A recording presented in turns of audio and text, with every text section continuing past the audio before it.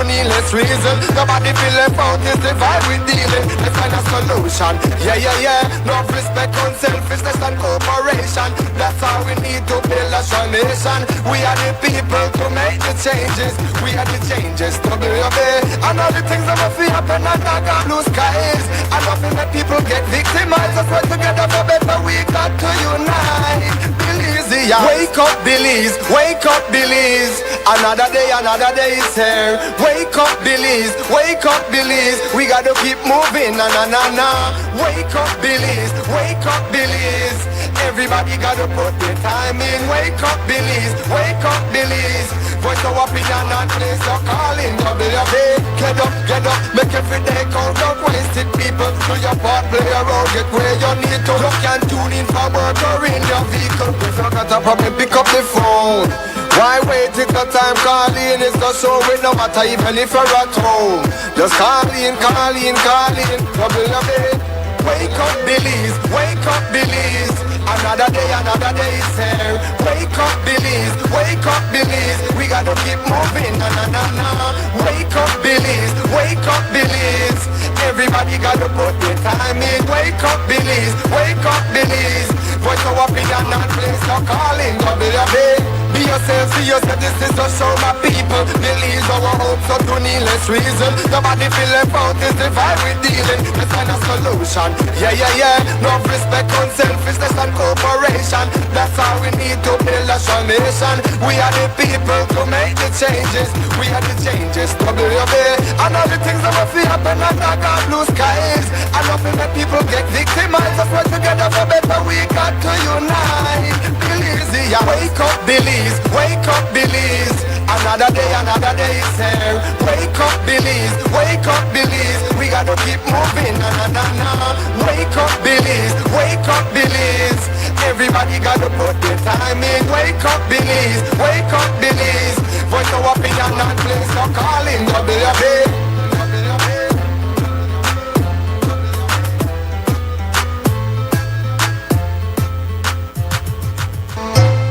Wake up, Belize. Wake up, Belize.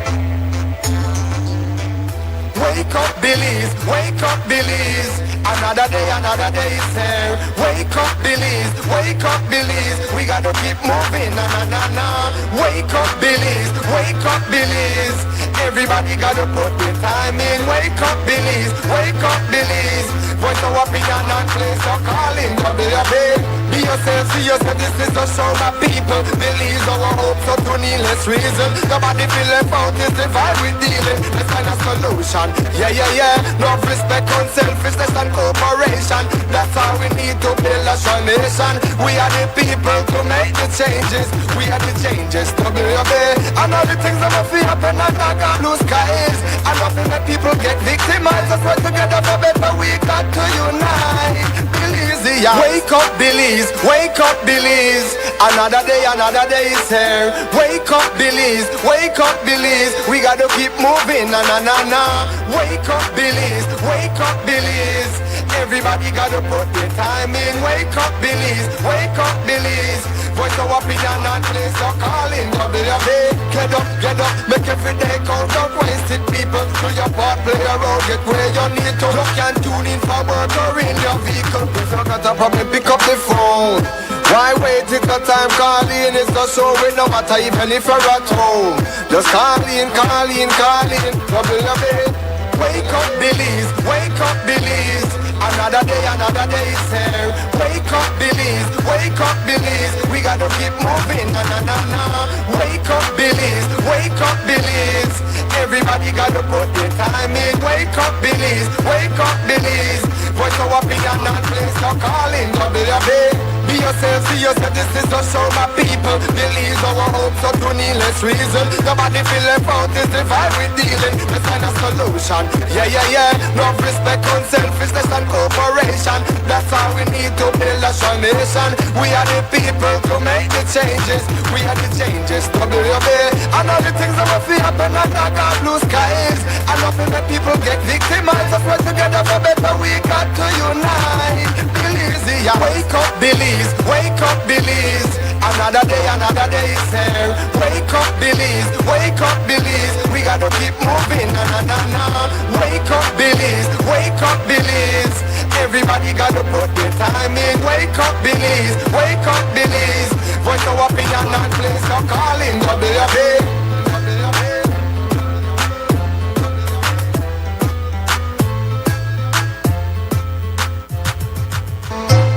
Wake up, Belize. Wake up, Belize. Wake up, Belize. Wake up, Belize. Another day is here. Wake up, Belize. Wake up, Belize. We gotta keep moving. Na na na na. Wake up, Belize. Wake up, Belize. Everybody gotta put their time in. Wake up, Belize. Wake up, Belize. Voice of opinion and place of calling. WUB. Be yourself, see yourself. This is the show my people. Believe our hopes so to needless reason. Nobody feel left out. It's the vibe we dealing. Let's find a solution. Yeah. No respect on selfishness and cooperation. That's how we need to build a strong nation. We are the people to make the changes. We are the changes. WUB. And all the things that will happen and not got blue skies. And nothing that people get victimized. Let's work together for better. We got to unite. Belize, yeah. Wake up, Belize. Wake up, Belize. Another day is here. Wake up, Belize. Wake up, Belize. We gotta keep moving. Na na na na. Wake up, Belize. Wake up, Belize. Everybody gotta put their time in. Wake up, Belize. Wake up, Belize. Voice of opinion and place of calling. WUB. Get up, make every day count. Don't waste it, people. Do your part, play a role, get where you need to. You can tune in for work or in your vehicle. If you got a problem, pick up the phone. Why wait till the time calling? It's the show with no matter even if you're at home. Just call in. WUB. Wake up, Belize. Wake up, Belize. Another day is here. Wake up, Belize. Wake up, Belize. We gotta keep moving. Na na na na. Wake up, Belize. Wake up, Belize. Everybody gotta put their time in. Wake up, Belize. Wake up, Belize. Voice of opinion and place of calling. WUB.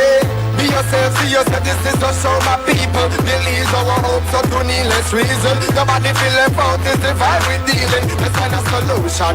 Yeah. No respect on selfishness and cooperation. That's how we need to build a strong nation.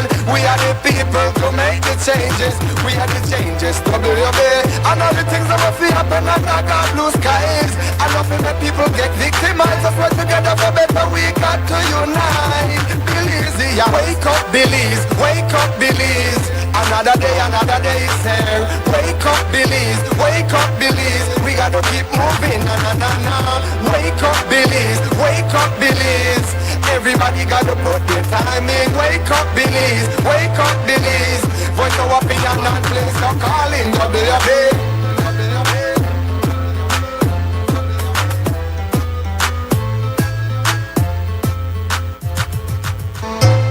Wake up, Belize. Wake up, Belize. Wake up, Belize. Wake up, Belize. Another day is here. Wake up, Belize. Wake up, Belize. We gotta keep moving. Na na na na. Wake up, Belize. Wake up, Belize. Everybody gotta put their time in. Wake up, Belize. Wake up, Belize. Voice of opinion and place of calling. WUB. Be yourself, see yourself. This is the show my people. Believe our hopes so to needless reason. Nobody feel left out. It's the vibe we deal. This is WUB, Wake Up Belize, Morning Vibes. It's a Friday morning, the 17th day of April 2026. I'm Nuri Mohammed, and we welcome you to the show this morning. As you know, we go through certain steps. Ms. Kamabach will bring us up to date on the weather, and then we will read from the script sent to us by the news center to bring you up to date. Our guest is coming in early this morning, so we ask you to stay tuned. Right after the news, we'll be bringing in our guest. So we go to Ms. Kamabach now. In Belize, fair and a mostly dry airflow continues to dominate our weather. The 24-hour forecast for Belize and her coastal waters calls for mostly sunny skies today, and high temperatures are expected to reach 86 degrees Fahrenheit along the coast, to 92 inland and 80 over the mountains. Tonight, the skies will be clear to partly cloudy, with low temperatures of 78 along coastal areas to 68 over inland and 62 in the higher elevation. Showers will be isolated. The wind will blow from the east at 5 to 15 knots and the sea state will be choppy. A high tide will occur at 9:20 this morning, a low at 4:27 this evening, and at a high at 10:44 tonight, and a low at 4 minutes past 4 tomorrow morning. The sun rose at 5:35 this morning and will set at 9 minutes past 6. The moon rise at 5:28 a.m. and will set at 6:36 p.m. The outlook for Saturday and Saturday night is for generally fair weather to prevail and showers will be isolated. In the sargassum forecast, significant amounts of sargassum are expected to continue impacting coastal destinations during the next few days. And in the fire forecast, the risk for forest and brush fires will continue to be low to moderate through the next 24 hours. And that concludes your morning forecast that was prepared here at the National Meteorological Service. The first private radio in Belize since 1989. Creme FM presents the news. Informative, accurate, current information, local, regional, and international news, weather and sports. And now, the news.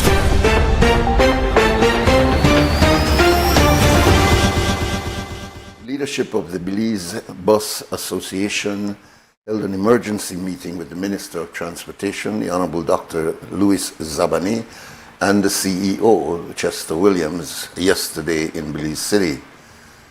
At its conclusion, Philip Jones, the president of the BBA, reported that the discussion was respectful but yielded no concrete results. According to Jones, the BBA was asked to hold off on Monday's planned bus strike until after the cabinet meets on Tuesday. Jones says that the members will decide if the strike proceeds or not. We had 7 points that was raised with the minister, and we went through them individually. The main one was the assistant with the fuel, and he had mentioned to us that cabinet did agree to meet and discuss to see how they can assist us, and the minister had asked for us to give them until Tuesday when cabinet meet, if we can allow them to put the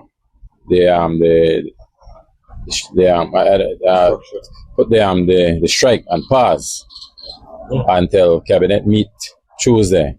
So I will have to meet with the members. I mentioned that to the minister. I will have to get back to him and the secretary. We will have our meeting and then discuss with the members to see what they decide in moving forward. Are you pleased with the way that the meeting went? It went fairly. I was hoping, along with the members, that we have gotten something concrete today. They decide to not go through with the gasoline, whatever you want in terms of that. Are we expected to see a strike on Wednesday? Well, we need to talk about Monday first, then we can talk about Wednesday. So I will discuss with the members. It's up to the members to choose a course moving forward. But the meeting, I must say, was respectful. The minister agreed to see how he can put a member from the bus association and the transport board, and we had discussed some issue we were been faced with, whereby that the national bus company have been doing sniper runs, not showing up, etc. So these are things that he said that he will look into, and they will iron these matters out as soon as possible. And do you believe that your members are united in their stance? Because one would say that maybe someone still want to strike on Monday, the rest of them might not. Well, I agree. Some do want to do that, but they're business people, and their last option is to strike. But if there is no other alternative, then they have no other choice. One said that ultimately the bus operators do not want to increase bus fares. He also queried with ministry leadership about reports that the National Bus Company has increased fares on certain runs.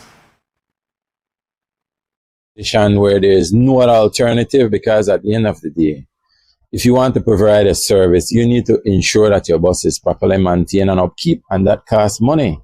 And when your money is going on into fuel and you're not making anything to upkeep the bus, what will happen? You will be forced to discontinue the service because you are not able to continue to provide the fuel that is necessary and the service that is necessary for the commuters. So we are appealing to the commuters. We are trying our very best not to raise fare, but we're in a position whereby the entire globe is in a position where the high costs will affect everyone individual, and you can hear chicken going up, rice going up. I remember pack bread was $1, now it's like $3. Chicken was like $6 for like a 4-pound. Now it's double. We have not raised price for over 20 years. The bus industry, we are charging 14 cents per mile. So we are asking that for them to level the playing field, because the price structure is 19 cents. So we're not raising the bus fare. We're just asking to structure it that the 19 cents is across the board, that what the NBC charges, so we get the same thing. The last thing for me, did you raise with them this point that NBC operators are raising their fares? Did they respond to that? Yes, they say that they have received certain complaints, and the CEO is looking into that as well. After a brief consultation, the bus operators decided that they will act in good faith and give the government until Tuesday after the cabinet meeting. Belize Electricity Limited maintains that it has complied with the law and paid severance to former employees, but some 150 now elderly ex-BEL workers disagree and have begun protesting the corporate entity. The Ella Waite, the president of the NTUCB, says that the Labor Department must go in and check BEL's records. NTUCB lobbies for organization in the form of unionized organizations, right? We want people to join a union, whether it be one that exists or to create one. So whenever we have any unit that is doing their collective bargaining agreement, we ask them to please share it with the NTUCB, because there are things like this where we have to ensure that the collective bargaining agreement is secure, that we do not have any thing in there like with the severance where the CBA can override something that is good in the labor law. So we're asking any organization out there that wants to unionize, so please reach out to the NTUCB so that we can assist, especially when it comes to the collective bargaining agreement. Because severance, there is no way, and I'm so sad that again that there are workers out there that are being have to be clamoring for their severance pay now when they should not have happened in the first place. So the responsibility in the Labor Department to me now is to ensure that they go to these units. I think it's more now the BEL, go into the Belize Electricity Limited organization and check the books, because I understand BL is saying that they did pay severance. Whichever firm they're saying they paid it, they said they paid it. So I think it's a duty of the Labor Department to go into this organization and check. You should check. Did they really pay the severance? And then there would be a closure to this. And if they did, show the workers who are advocating now for their severance, this is what you were paid. This was your severance.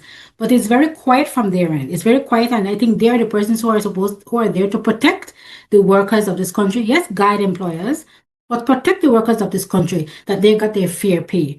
So I'm hoping that the Labor Department would take the initiative and go into BL, check the books, check the workers' payment that they got, the last payment, and see if there was severance in there. We have been reporting on the concerns of the Public Service Union regarding the new Neo-People Management System being rolled out in the public service. The last time we spoke with the Minister of Public Service, Honorable Henry Usher, we had not yet seen the circular emanating from the ministry in February announcing the the phased-in rollout of an attendance record system, which includes fingerprint and facial recognition, as well as leave management and performance appraisals. Notably, yesterday, when we followed up with the minister, he said that he did not know the value of the contract, which the union is trying to confirm via a Freedom of Information Act request. We did a lot of homework when it came to people. We made sure that their ability to store this information was able to protect the data for our public officers, and we feel confident that they do have that capacity. Of course, as you know, there are always digital hackers out there, so the firewalls that are put in place, the protection of that data is critical, and we're always making sure that that is at the highest level possible. You failed to share that it's beyond clocking in and out. So if you're talking about performance appraisals, it goes beyond just your fingerprint, and I think it also includes facial recognition, so you would understand why public officers are concerned. The concerns that public officers have about their data, about the performance appraisals, about their P files, is one that has been ongoing, even with the physical files, because oftentimes those physical files are stored externally because there's no space in particular ministries. We've heard stories of them being stored in storage containers. The digitizing of those files is a part of the modernizing of the public service. Now, the digitizing of those files does also include protecting the confidentiality of those files, and that's what we intend to do, and that we have to insist on that with whoever is managing those files. Can you explain why then your people HR management system was necessary when the public service says that this is already happening, and then you have CETA who could have handled that? So the process started with a project with e-governance, and we had hoped that they would have been further along in terms of the components that they were able to provide, but it was taking too long, and we wanted to get this thing done. We also have pensioners that we also have to digitize their files. The e-governance project was able to start what's called the MyGOB, but that component only has to do with leave, duty leave, maternity leave, sick leave. That component was completed, but it was taking too long, and we need to be able to get this thing done. So we decided to outsource some of the components to neo people based on the size that we're looking at. Remember, there are over 16,000 files we're dealing with, plus, as I said, the 5,000 for the pensioners. So the other operators weren't able to provide the service for that number. What is the cost of that contract, and do you foresee you will sit down with the public service union before proceeding? They've called for a halt to the placement of those biometric devices. I was part of the negotiations when it came to what services they would be provided. When it comes to the financial aspects of it, that would be the Ministry of Finance. You would have to ask them. And yes, the Public Service Union is getting a presentation by people, or it's scheduled for next week, Friday the 24th, where they'll be able to ask as many questions as they want. You didn't ask what the cost of the contract would be? Well, we have a general idea, but in terms of the negotiations, you would have to ask Ministry of Finance. While it's been rather warm and humid lately, this week, the chief meteorologist, Ronald Gordon, cautioned that reports circulating on social media of the approaching strong heat waves are false. Gordon says that while we can expect a few heat waves as summer approaches, overall it has been a warm year compared to the past 2 years. We are in the typical hot season. However, looking out for the next 4 days, based on our forecast, we're not looking at extreme heat. We are going to be warm, and we expect that, but we're not looking at extreme heat. I know that there was an article published on social media, didn't come from us, indicating there will be a heat wave and extreme heat. We're not looking at extreme heat, and we're not looking at any record breaking for the next at least 4 days. Which is very different compared to last year, right? Because we were getting several heat waves last year. If my memory serves me right, 2024 was the year that we actually got very, very hot temperatures exceeding 100 for several days. Yes, last year we had a few heat waves, but not as much as the previous year, 2024. So for the remainder, can we see an air? We don't forecast that far. We do expect that from climatology, that is the average over many years, that going into May, we will get some heat waves. We can say that definitely we will get some. We cannot say when for sure at the moment, but we will get some heat waves before the end of this month and into early May. But like I said, for the next 4 days, we're not looking at any extreme heat. That's our news package for this morning, the 17th day of April 2026. There's an update coming at 12 o'clock this afternoon, one at 3 o'clock, and a full news broadcast at 5:15. All this on CREM Radio. Here on XTV, we bring you the entire news package at 6 o'clock this evening.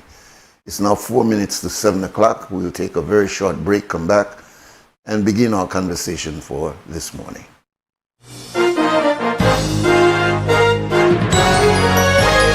Informative, accurate, current information. CREM's newscast. Local, regional, and international news. Weather and sports.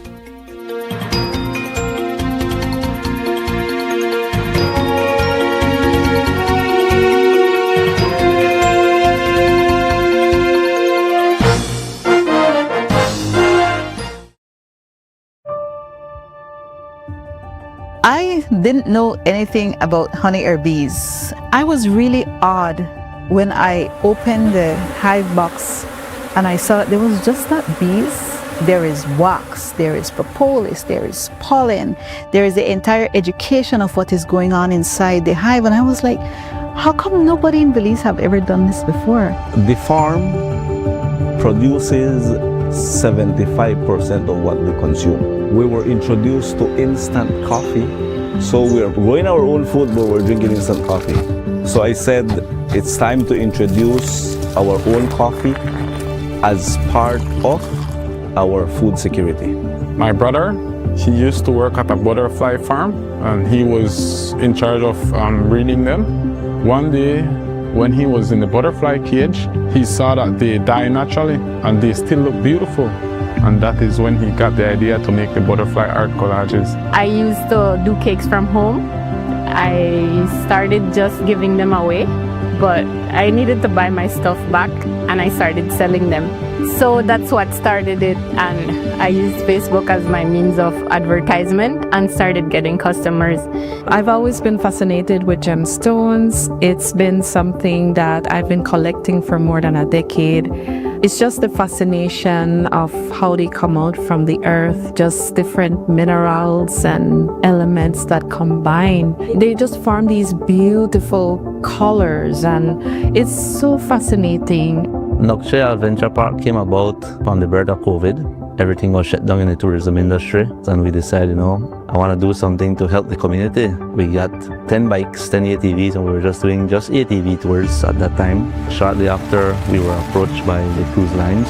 We agreed to work with them, and from then it just started growing. The adjacent communities have collaborated together to see how they can get a space here that the wood carvers could actually market and sell their product. My husband is a woodworker. He attended the meeting.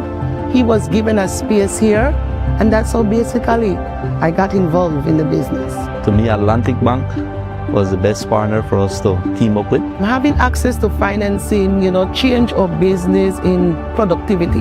Once I had Atlantic Bank support with the finances, it was smooth sailing from there. They saw the vision and they were willing to be patient. Atlantic Bank's e-commerce system has accelerated the growth for my business. Now I can make payments and receive payments online, and this has made my job much easier. I don't have to run to town and use fuel and the other expenses. They were willing to be patient with us as we grew our business, and that meant the world. I sit and sip my good cup of coffee and do payments. Atlantic Bank, building the future together. Belize wakes up connected to opportunity. And across our country, the work to keep Belize connected continues. SMART continues expanding our network across the country, bringing stronger coverage to more communities. With recent service enhancements in areas at Blue Creek and Progresso, Belize City, Orange Walk, and more on the way. We're bringing education closer to home, empowering entrepreneurs to grow their businesses, supporting industries that drive our economy, and keeping families connected wherever life takes them. With every expansion, we are investing in the infrastructure that moves Belize forward. Because connection isn't just about signal. It's about opportunity, progress, and the future we are building together. SMART, bringing people together.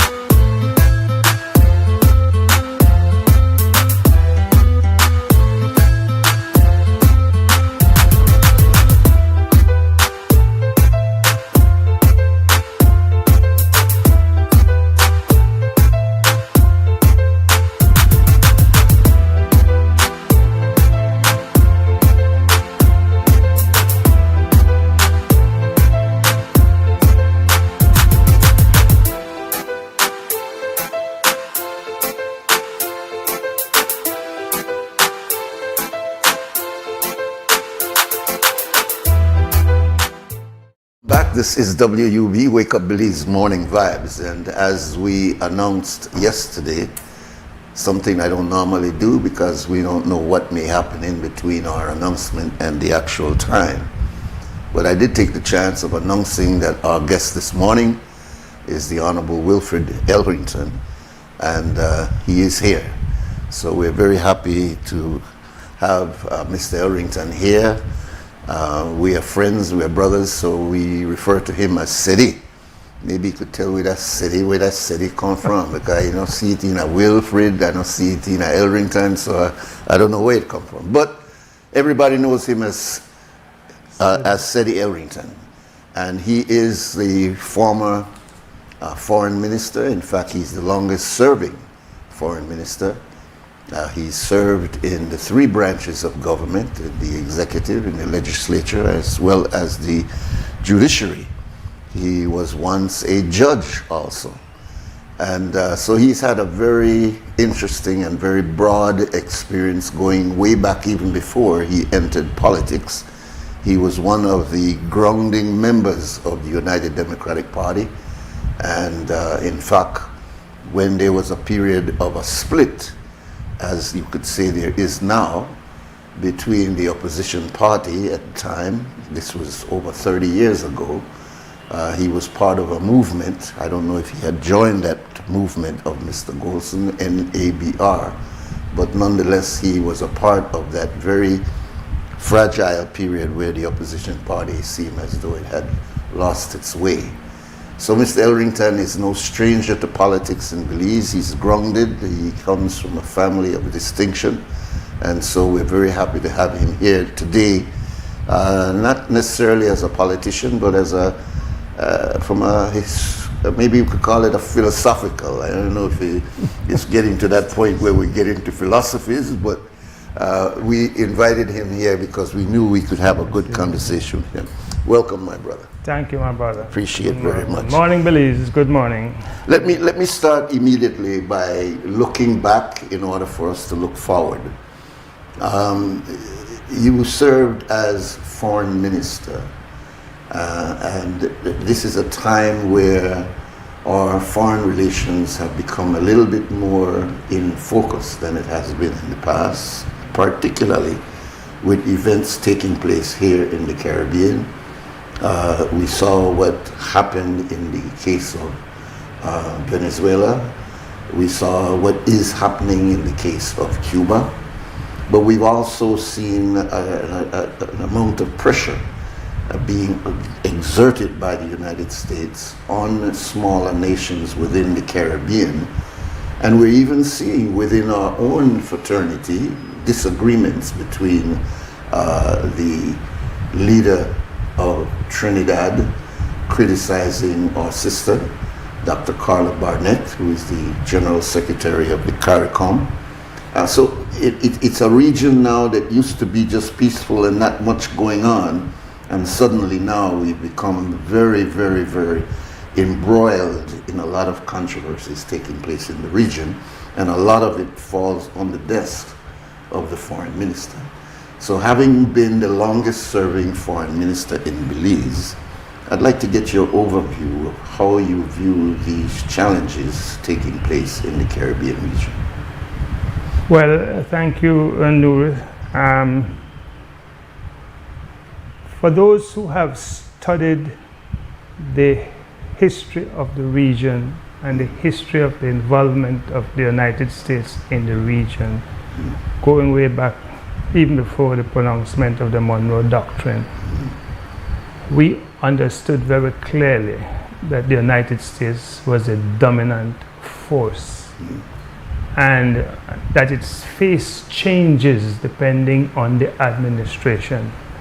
So there are those presidents who have been even-handed, who have been moderate, who have been perceived as being very kind and generous.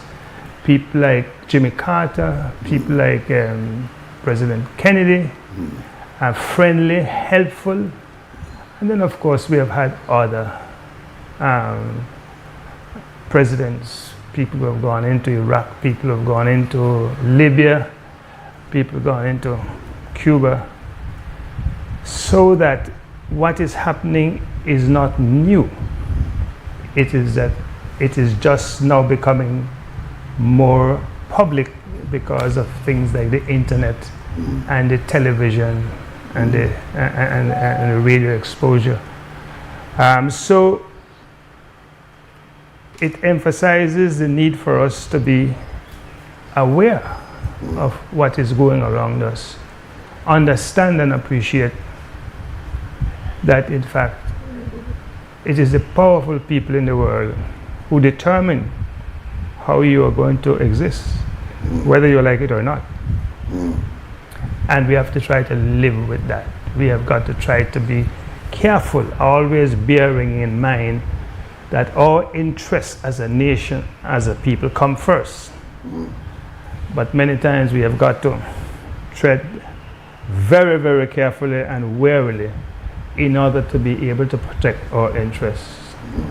Historically, certainly when I was in the Ministry of Foreign Affairs, I tried hard to work with the CARICOM union because, of course, we are required to collaborate in terms of foreign affairs.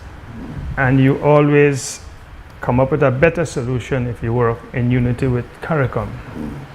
Now it is split, and not unexpectedly. And that is because politicians in general are not necessarily all wise, informed, visionary, principled people. Some are more principled than others. Some are weaker than others. Some are more malleable than others. Some have different interests. And unless we can identify our common interests and circle around that, we will have breaches of the organization. How do you see the posture? And I'm glad that you pointed out going as far back as Kennedy, because certainly these administrations have an influence on how we charter our own code. If you could say big ship, small boat. Right. And so the waves of the big ship will usually move the small boat, not necessarily in the direction that we are chartering, but because of these waves, we end up going in their direction. But clearly, we have had some principled position. Take, for example, Cuba. We've known the posture of the United States going as far back as Kennedy, who emboldened a group of people called the Bay of Pigs, where they intended to overthrow Castro. That was a Kennedy initiative, a United States initiative. So we have seen the United States, when it comes to Cuba, having a very strong, in their interests, they have operated, but certainly internationally, in fact, even with the United Nations, they recognize that blockade and that punishment that the United States have put on Cuba as being unfair, unjust. So small countries in the region took a different position in terms of Cuba. Your ministry, when you were Foreign Affairs Minister, also supported that position of beliefs that in principle, even though the United States does not agree, we believe in principle that we should show a certain kind of relationship with Cuba, particularly because Cuba was so much involved in our coming to be as a sovereign state. And so what we see going on today with the United States putting an undue amount of pressure, some say for regime change, so whatever it is, we have starving pygmy in Cuba who cannot get medication and cannot get the proper service. What is your thinking in terms, and I heard what you're saying in terms of understanding how we navigate being small compared to large. But where do you stand as a former foreign minister in view of how the United States is pressuring smaller countries to disengage with Cuba? particularly with us being so dependent on the service of these medical persons in rural areas of Belize. Yet, as you said, we should be operating in our own self-interest. But here we are being asked to go against our self-interest and obey Big Brother, who's telling us, get rid of those kids. Then do you something? No, they don't do you nothing, but I say, get rid of them, because my policy as the Big Brother says that you have to obey my commands. What is your thinking in regards to this matter? Because right now it's Francis Fonseca, but it really could have been you. True. So what's your thoughts? I think Belizeans, we all need to look at the bigger picture. The problem with Cuba is that it is a socialist state, communist socialist state. There is nothing the Americans dislike more than a socialist state, because they are fearful that it is going to influence people to want to change from the capitalist system to the socialist system. And that fear is so great that it actually propelled attempts over many, many years to kill Fidel Castro, the leader of Cuba. And also the embargo has been in place since 1962. But that is because of the fear of the Americans.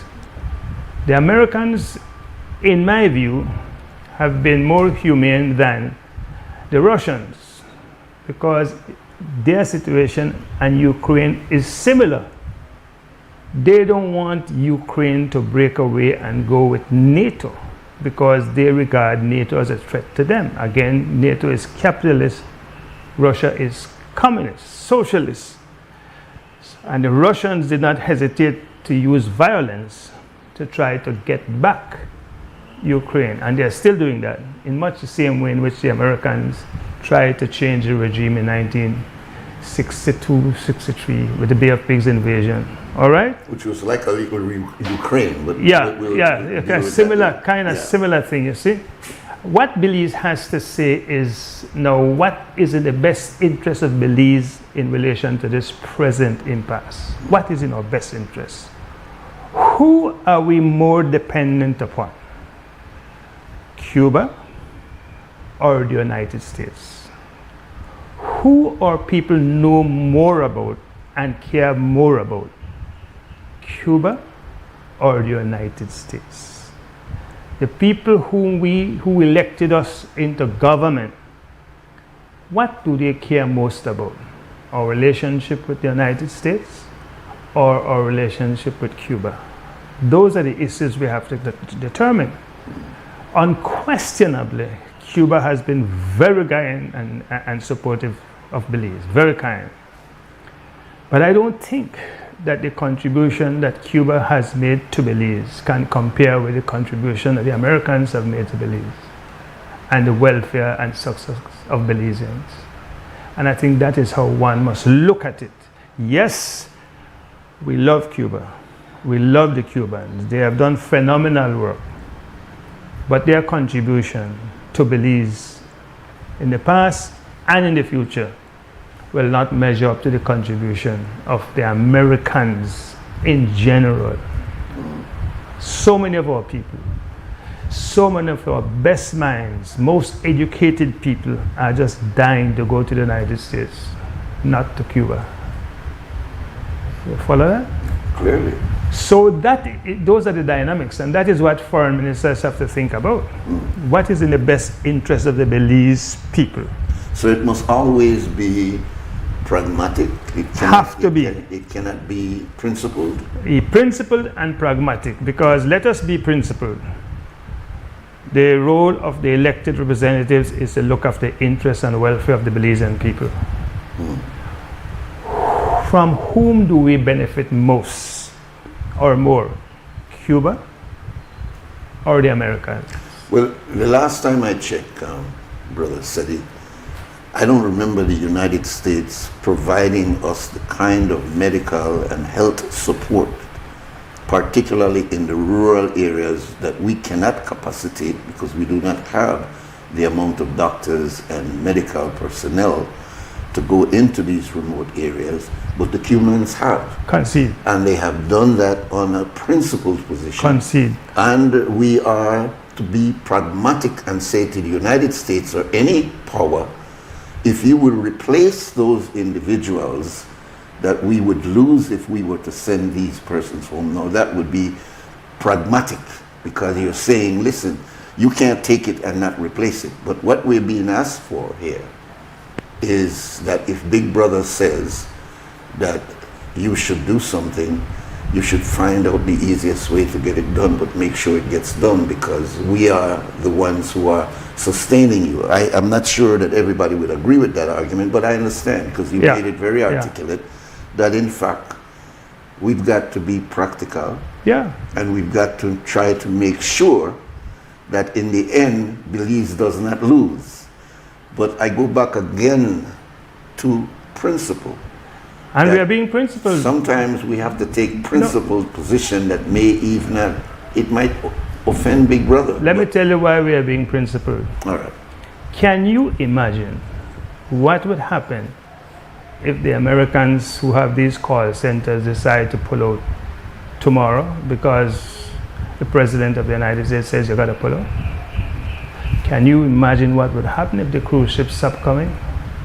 But those are the threats that small countries and yourself as former foreign minister had to deal with, those kinds of threats. Right. We have to be principled that's now. The reality. Right. Can you imagine what we're operating out of fear?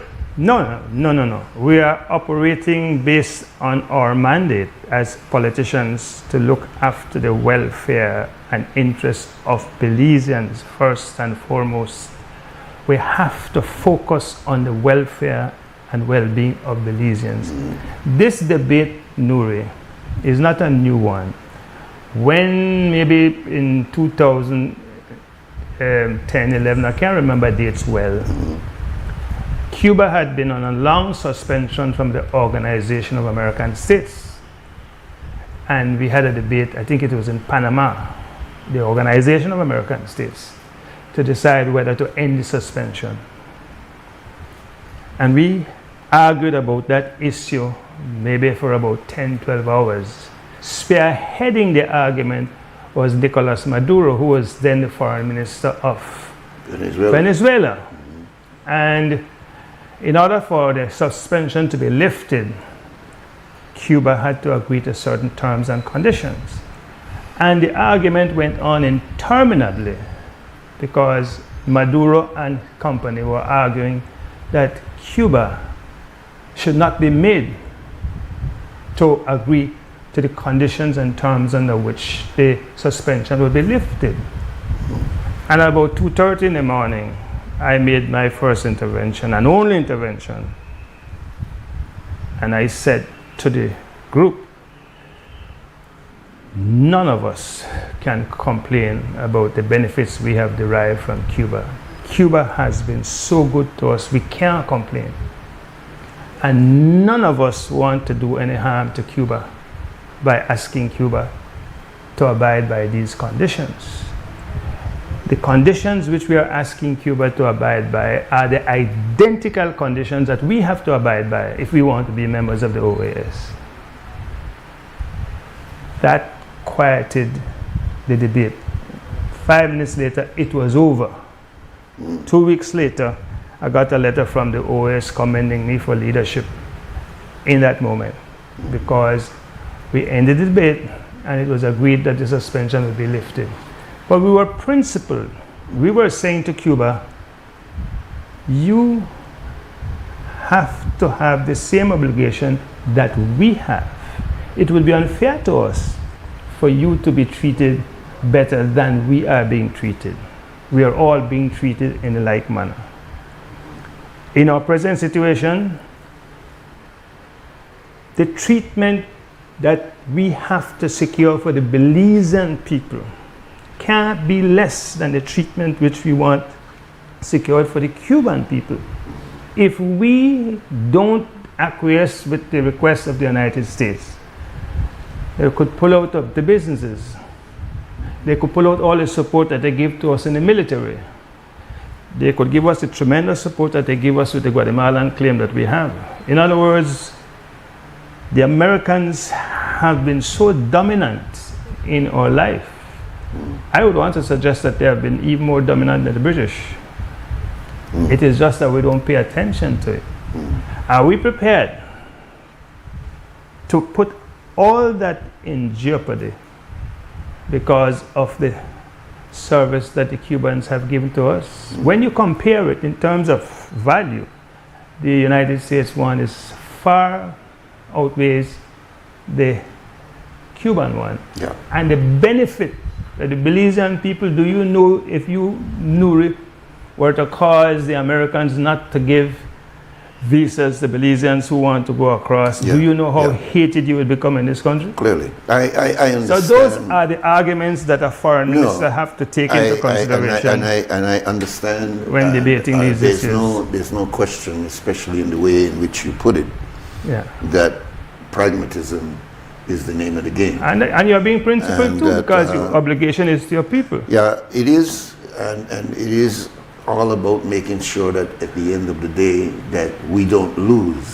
even though we're trying to take principled position. I understand that, and in fact, I think that is what Mr. Fonseca is working with. He's working with a reality that we want to do something principled for the Cubans, but the threat his obligation that is the to Americans have over not just Belize but the entire region forces us into that position. But then I wonder whether or not historically, if this has not been the argument with the colonial process, that in fact we have been forced to do whatever we were doing out of the fear of their withdrawal of whatever favors we were currying from them, whether Americans or the British, whatever.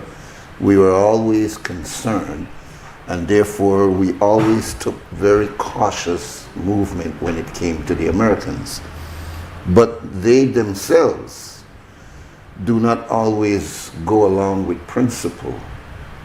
They themselves, in many international forums, they violate the same principles that we're asking. Let's look at Gaza, for example, and I know but Nuri, I hear what you're saying, but it goes back to the age-old principle: power corrupts. You're powerful, and you get corrupted. Yeah, but when do we say to our young people who are studying you, they are looking at you and saying, this man served 12 years as our foreign minister.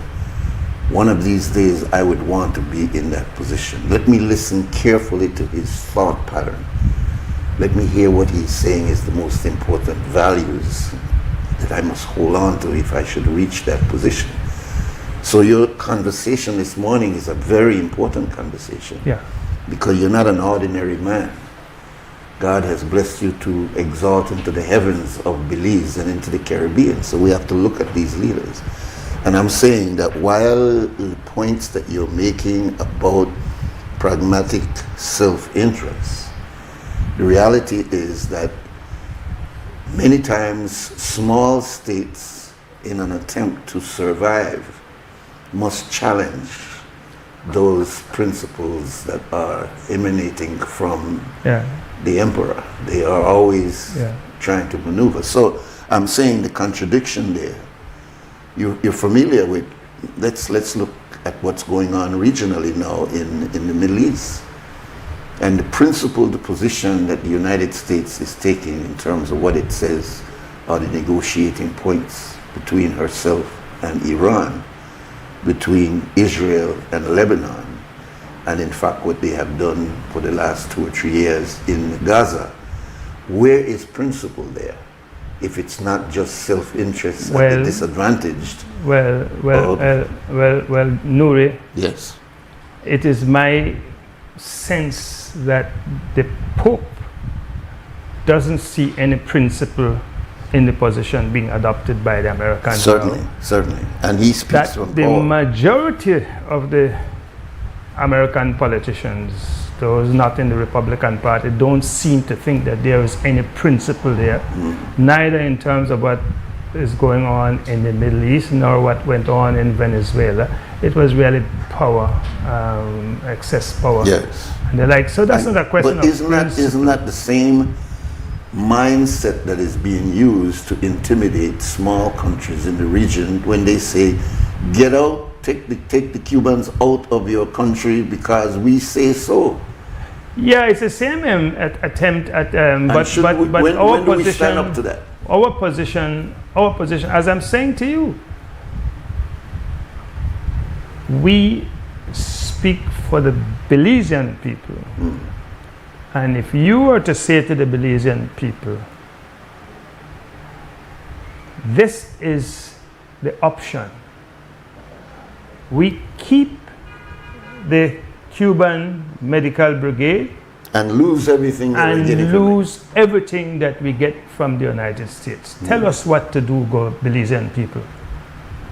Because that is the issue, and that's the crux. And that is what the honorable minister should do, foreign minister. But I could tell you what the response to that would be without going to the people.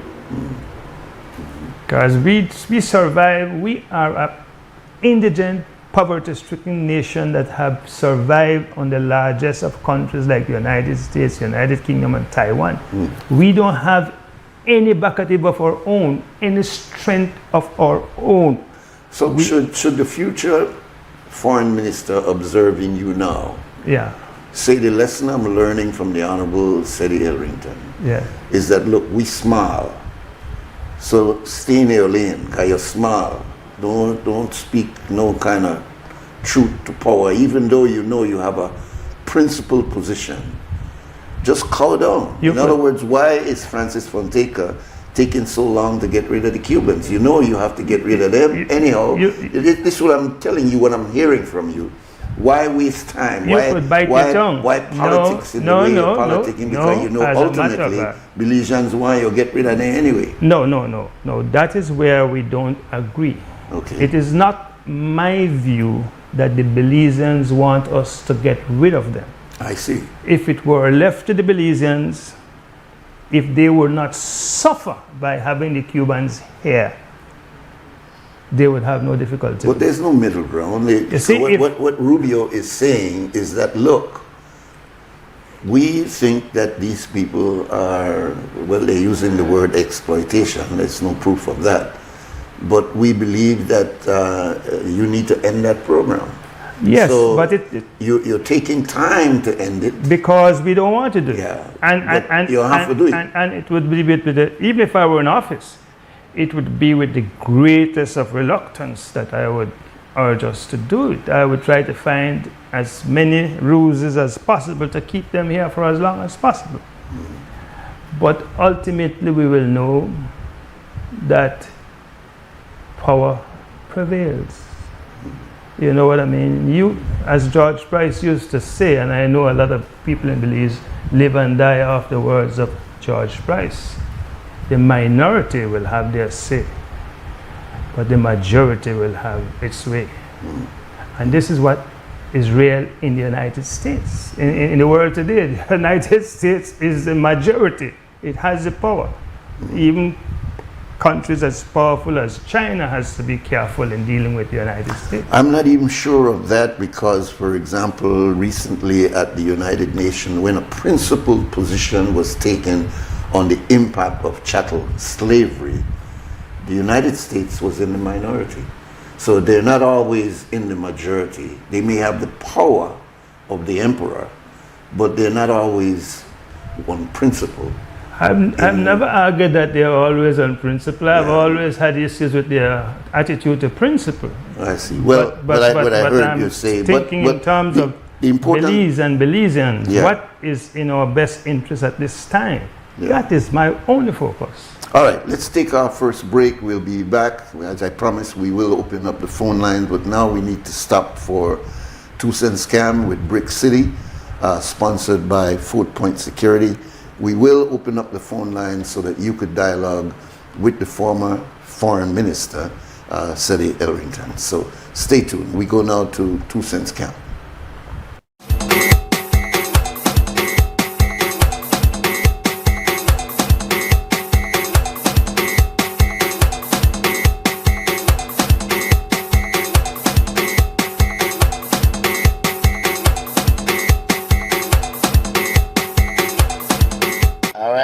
You're watching WB.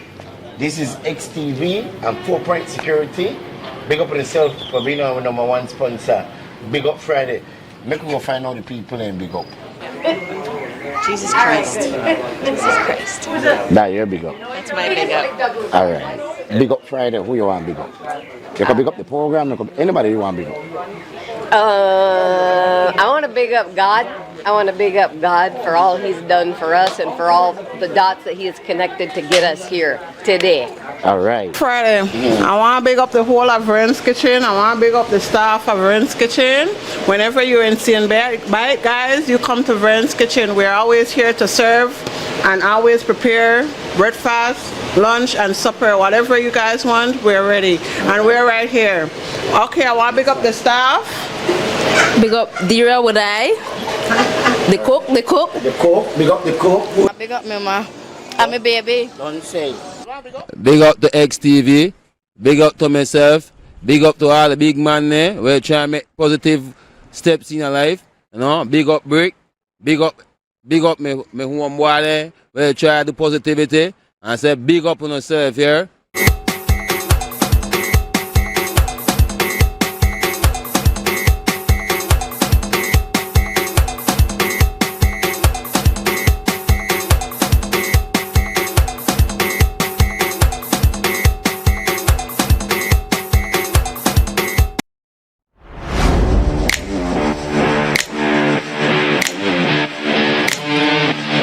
Every great job starts at Brothers Habet with the best supplies and the right support, including free delivery on site, so you can focus on the job. Brothers Habet, working with contractors since 1983.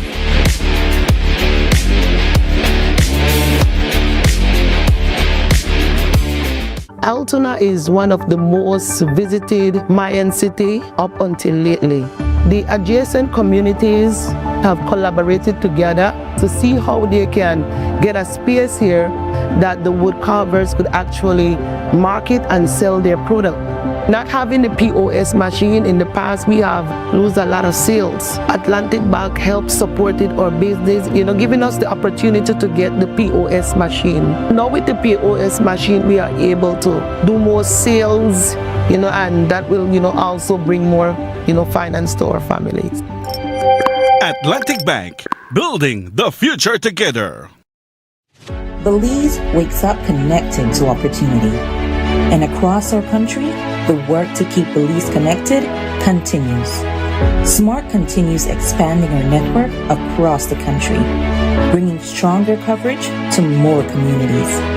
With recent service enhancements in areas at Blue Creek and Progresso, Belize City, Orange Rock, and more on the way. We're bringing education closer to home, empowering entrepreneurs to grow their businesses, supporting industries that drive our economy, and keeping families connected wherever life takes them. With every expansion, we are investing in the infrastructure that moves Belize forward. Because connection isn't just about signal, it's about opportunity, progress, and the future we are building together. SMART, bringing people together. Believe, a town called Freedom and Mars Production present an event you can't afford to miss. It's the Belize Music World Festival, Saturday, April 25th, 2026. At the spacious Marion Jones Stadium. This annual event is geared to give you the very best in music, food, and artistry. The Belize Music World Festival. Headlines with two of Reggae World's very best performers. The one and only Mr. Singy himself. Taurus Riley.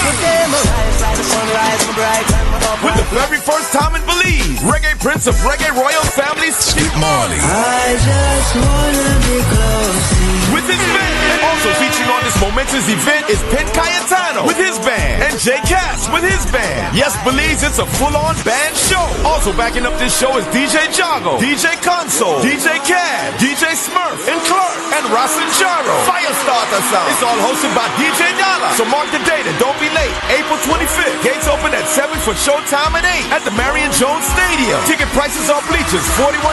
General admission, $60. VIP, $151. Ultra Boost, $2,500. Also available. Cocktail tables for VIP area only. Sponsors are A Town Called Freedom, Mars Production, Monisco, Pelican, Travelers Liquor, BTB, Niche, Channel 5, Channel 7, Love FM, and Love TV, Trim Radio and TV, and Cellular World.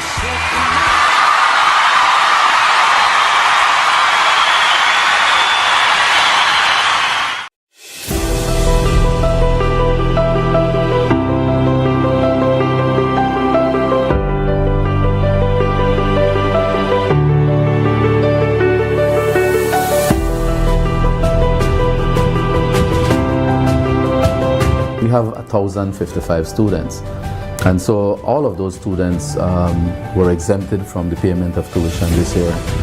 In terms of the uniforms, it's only for Form 1 students, so each student got 3 uniforms, 3 sets, and in addition to that, the ministry also paid for their physical education uniform. My mother is a single mother, so at the time when I entered first form, I wasn't the only one here because I also had an older brother. And it used to put a lot of stress on my mother. So when this program got implemented, my mother was relieved because now she doesn't have to worry about us all the time. Maybe in projects, but not in tuition. I was about to come out from school because I was about to start working to help out my parents more. But after the program came to play, my parents lost that stress and I still continued school. My parents don't have to stress out because they work jobs that don't pay as much as it should. But with the tuition, it really helps me and it really gives me the motivation to strive for something bigger. This program is very important because everybody goes through things that they don't talk about, and some might be financial struggle.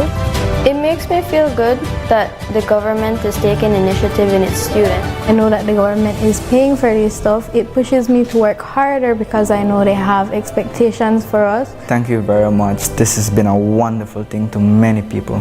It gives them a lot of opportunities.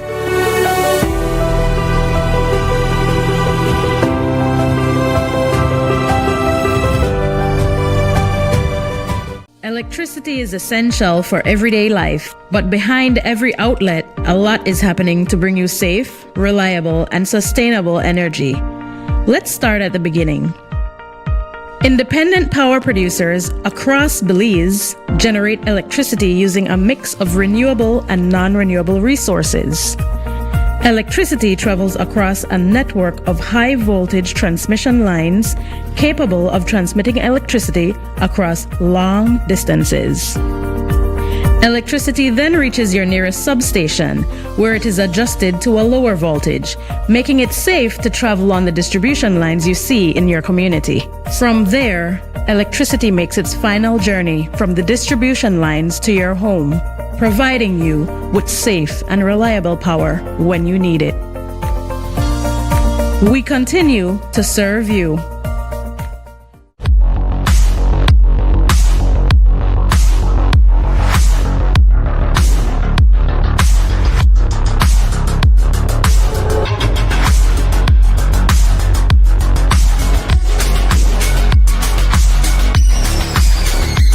Get your body sculpted with gym equipment and accessories from Benny's. Quality and savings.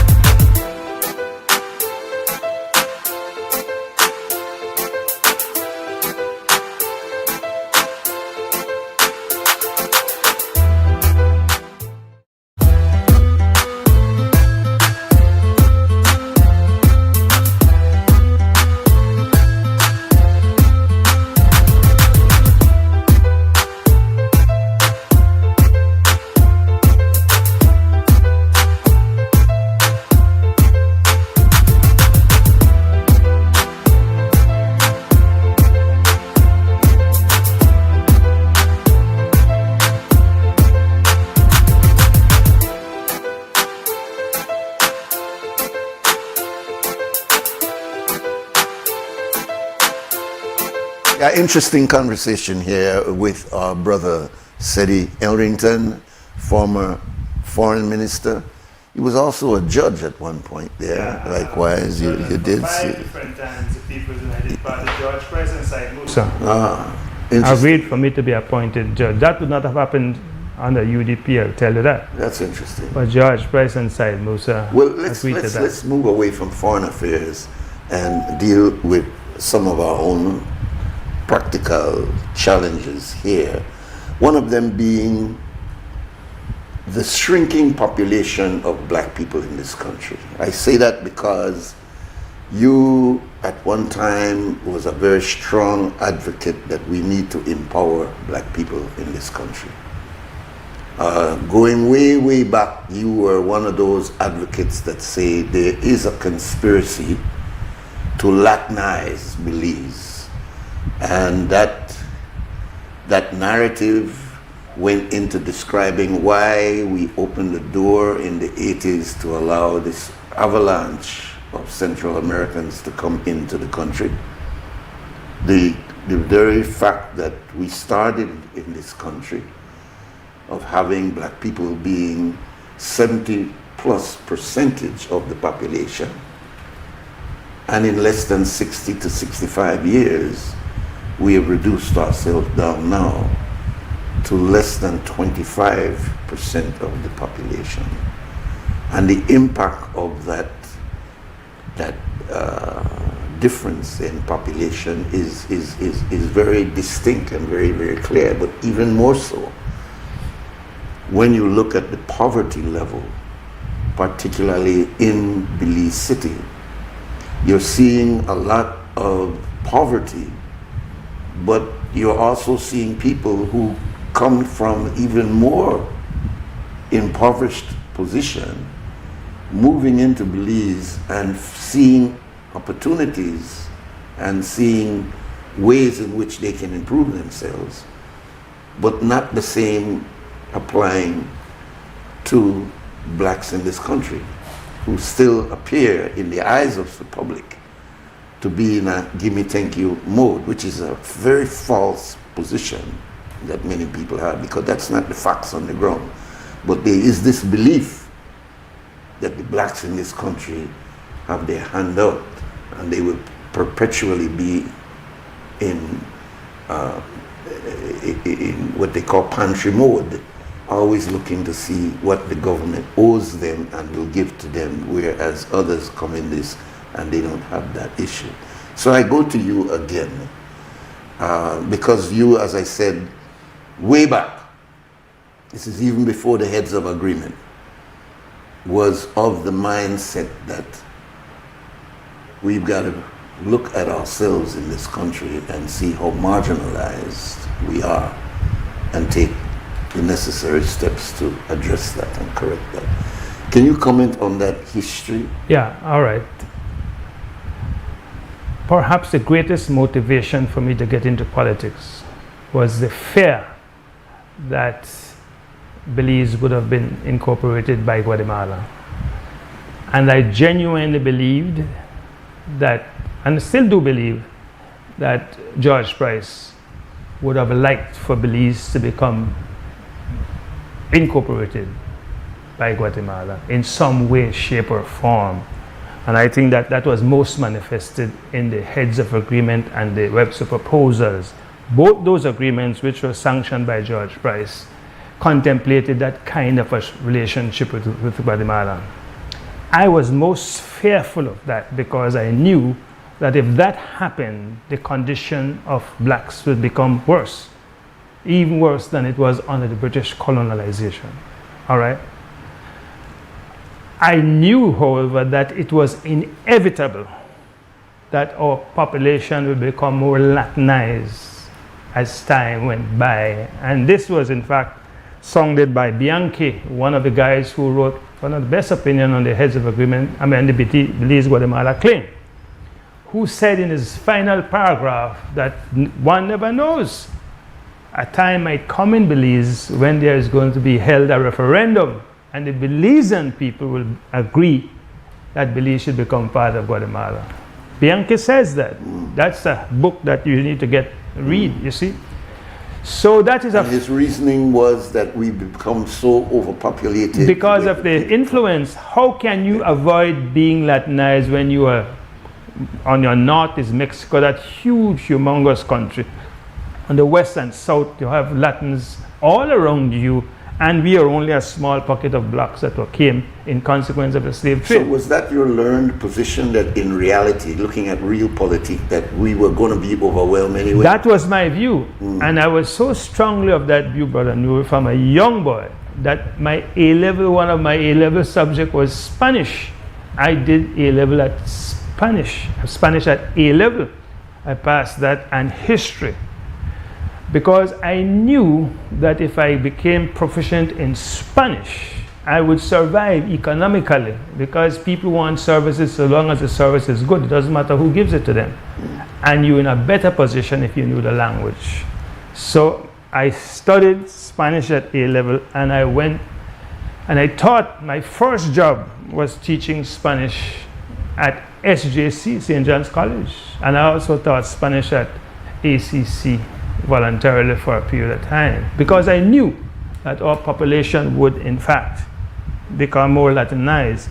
At present, I have a Spanish teacher coming to my house to teach my grandchildren Spanish, because you have to give them as much of an advantage as you can. Now then, I have the greatest respect and admiration for the Spanish people, and I have a very good relationship with them. But I understand that in order for you to survive in a competitive world, you have got to be smart, you have got to be informed, you have got to have all the competitive edge. And so I advocate that people speak Spanish, study Spanish, and I also advocate that Belizeans, in particular black Belizeans, get their acts together and study and work hard. Incidentally, Nuri, there is no nation on earth that works harder than the Chinese and study harder than the Chinese. Can you believe that? I believe it. I see it. All right. I've been watching Chinese for the last 50 years. Whereas, wherever they are, they're like whereas that. When you think about Belizeans, the first thing that comes to mind is maybe smoking weed, drinking alcohol, playing dominoes, checkers. That's the first thing that comes to my mind. I live on 2nd Street in front of a Chinese store where liquor is sold. It's a disgraceful situation, because most young people seem to go there to buy their liquor.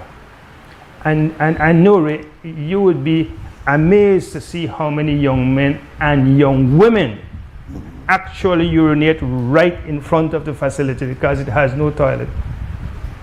But these girls collect in the evening, they go there, they drink. The boys go there to drink. They have no place to urinate. But you're talking about a sociological problem here. It's a huge problem. A lot of economics and a lot of culture in it, but it's not representative of black people in this country, because I can show you other areas where black people are very productive. So it would not be that when I think about non-blacks, I see production, and when I think about blacks, I see dependency and a lack of production. Even though I understand what you're saying, I don't want it to be perceived as a generalized statement. Nuri, let me give you my perspective on that. Okay. When I look around on the economic scene in Belize, I see blacks at the bottom of the ladder, the bottom of the rung. Belizean blacks at the very bottom of the rung. That is not a symptom of wealth and industry. You are only at the bottom because you're poor and you are not productive. That's how I see it. Yes. So I associate Belizeans, black Belizeans in particular, generally, with poverty and underproductivity, underperformance. Has nothing to do with the capacity of the blacks. Their mental capacity is phenomenal. And you could name black people in the society who have attained to great heights, exceedingly great heights. People like Kenrick Leslie, people like Dr. Calvin Young, people like Dr. Carla Barnett, and the other people who have gone abroad and who have done well. Intellectually, we are good, all over, all over. But we have been underdeveloped over the years. Intentionally or by our own motivation? I think it was a combination of intention and ignorance. But so if it is intentional and not just personal, then are you suggesting that there was some form of active or maybe inactive, maybe inactive would not be the best word, but inadvertent conspiracy? Inadvertent, in other words, the way it was being done, why did you have a certain sector of Belizeans going up and another sector going down? Historically, Brother Nuri, historically, we just perpetuated the colonialism that we had. But what about those other Belizeans that were also under colonialism? Why didn't they also go down? A few of them, very few escaped. And they don't stay here. Most of them had to go abroad. You see, but it appears that our Mestizo brothers, our Mayan brothers, and I don't know if you mix the Garifuna in when you speak about blacks, but they have been in the same system over the last 45 years of independence. They have been eating the same, drinking the same, they have been influenced the same. Then why is it a sector of the population went down and another sector went up? Was it a conspiracy in doing that, or is it just that, as some people would want to go and say, we got a genetic problem? Nature or nurture. I was going to say that. Nature or nurture. I find my own... Is it nature that we are dysfunctional, or is it nurturing? That I find, let me give you a classic example. One of my favorite places is Dangriga. I love Dangriga. I grew up in Dangriga. You grew up in Dangriga. But since the 60s, when parents went to the United States, Dangriga became largely a society that lived off remittances, so that people didn't feel the need to work. People didn't feel the need to study hard. You see? Whereas in those societies that are predominantly Latin and Indian, there were nobody sending back remittances to them. They had to eke out their existence by going to the work site daily. As a consequence of that, they acquired a kind of discipline and skill, which now makes it possible for you to see them in all the construction sites. How would you apply that to Belize City? Because you also have the largest concentration of blacks in the country are in Belize City. So how would you describe how Belizeans in the city fell into this poverty? Because too many of the parents went to the United States. But how long are we going to use this excuse that our reason for our dysfunctionality is after Hurricane Hattie and the fact that the majority of our population went abroad? We're not the only people in this diasporic position where we have some of our people here, some of our people there. For example, the Jews are very famous for that. A certain amount of Jews abroad and a certain amount of Jews here. What I'm trying to draw out from you, Brother Henry. What caused us to be this place? What is the real, can you put your finger on it? Let me tell you, man. Because it's when we put our finger on it that we are able to then analyze it. Let me tell you how I see it, Brother Nuri. Okay. Today, we have the most lawyers we ever had in our country. Yes. But almost every individual in our judiciary is foreign. How do you explain that? Well, I want to do that.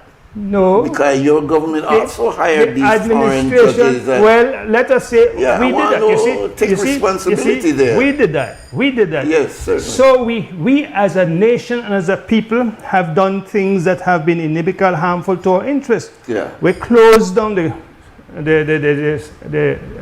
nursing school that used to provide free nursing education that we so desperately need. Okay. We closed that down. So are you closed blaming, that time. is there a political reason for this or The this leadership, government? the leadership did not have on, the on both vision sides, on both sides. All right, very We good. have never had the quality leadership that Singapore had, Cuba had, that India had. We have never had those visionary leaders who understood the importance of education. When I went to Jamaica to study and I had to pay for my own studies, my Jamaican classmates in the university were all going to university free of cost. The government was paying for it because it was a national public good. My government wouldn't even pay for mine. Apart from closing down the institutions, we were giving 2 scholarships. But no country can properly develop. Let me jump in again because I want to open the phone lines for you. At a very high level. This is so interesting. I need to get our callers to engage with this because this is a very high level. I want to ask you though. I am very familiar with the conspiracy or the idea that there was a conspiracy to hold blacks down and to advance non-blacks in this country. I'm aware that that narrative is there. It was there before the UDP assumed office in 1984. In fact, there was the campaign of 1984, the biggest term that was used in the UDP campaign at that time was victimization. Your brother, Hubert, was very strong in using that in every one of his speeches. Get rid of the PUP so that we could get rid of victimization and give a free flow for everybody to have a rising tide. So my question is, we have seen UDP in government. Are they also a part of that conspiracy that you're unfolding here? Are they part of the reason why blacks in this country are dysfunctional the way they are? I don't and like... then the question would be, then how is it that they would rise into that position? I'm talking about blacks now, like yourself, like Dean Barrow, like your brother and others, rise up into that position, having said that we are being victimized, and when they get into that position, they don't do anything substantial. They don't even start to say, well, they never give you free education class, you have to send me picnic at university, we want to make sure we do, but they didn't change it. They maintained the exact same status quo that they inherited from the PUP. I'm not saying it's a conspiracy, Nuri. I'm saying it's part of the discrimination that came with colonization and the denigrating of black people in general worldwide. It was not anything peculiar to Belize. When I first ran for independent, into politics, my mantra was free education because I understood the importance of education. That is going to level the playing field. But after having 2 or 3 advertisements right on this news, this radio station, after 2 or 3 were broadcast, I got a call from Dean Barrow. He said, the boy, I see your advertisement for free education. He said, but we don't know where we are finding a government when we win, whether we'll be able to afford free education. So maybe you should not be advertising free education. But that was the same cautionary note when it came to the NHI, and the reason why we cannot do this NHI because we can't afford it. You see, so it's not an overcaution. No, it's not an overcaution. I would have thought that you guys came in with a vision that look over all the, because I remember the narrative. George Price, they keep we down. We are getting in there now, and we are start, but we don't see anything substantial from 1984 and several UDP administrations to have changed the condition of this downward trend that we're referring to. I will explain to you why. Because our leadership didn't and still does not have the breadth of vision to change it. Let me give you a practical example. The port of Belize. Ashcroft was proposing to develop the port of Belize. He would have found all the money, and that would have resulted in a transformation of the port. I will tell you that because I've seen it in other countries. It's a transformation of the port. But our leadership could not see that. We just could not see the transformation. We were more concerned about how much money the man would make than in fact the ultimate transformation that could take place as a consequence of it. That's a problem. You see, we get resources right now. Right now, the government is contemplating right now to borrow millions of dollars to now build a port. That is going to put a burden on the Belizean people that I don't know whether we would be able to afford. But it is that same kind of thinking of millions of dollars that we need to be able to transfer a lot of the black people so that they can get better housing, better education, better care, health care, and the like, because that is what is going to transform us. So do you believe... When you point to people like myself, the reason why you see me here is because my father worked every single day of his life, working life, and he gave all his money to my mother, who managed the house like a master economist and sent all 14 of us up to secondary and tertiary level education. And so we were able to see clearly what was necessary to transform our reality. And we did not get carried away by only looking after ourselves. When we reach certain height, we reach out to the public at large. That's why Hubert became a politician. That's as I became a politician. And I left politics voluntarily with less than I went into it with, because I didn't go in there to steal people. I didn't go in there for a job. I went in there because I was terrified of the prospect of Belize becoming a part of Guatemala. And I wanted to change that reality. This is a very interesting conversation. We'll take our next break. When we come back, we will open the phone lines for the latter part of this conversation. We encourage you to call, but please make your point rather than engage Mr. Errington in a conversation, because we only have a limited time. We'll take the break now.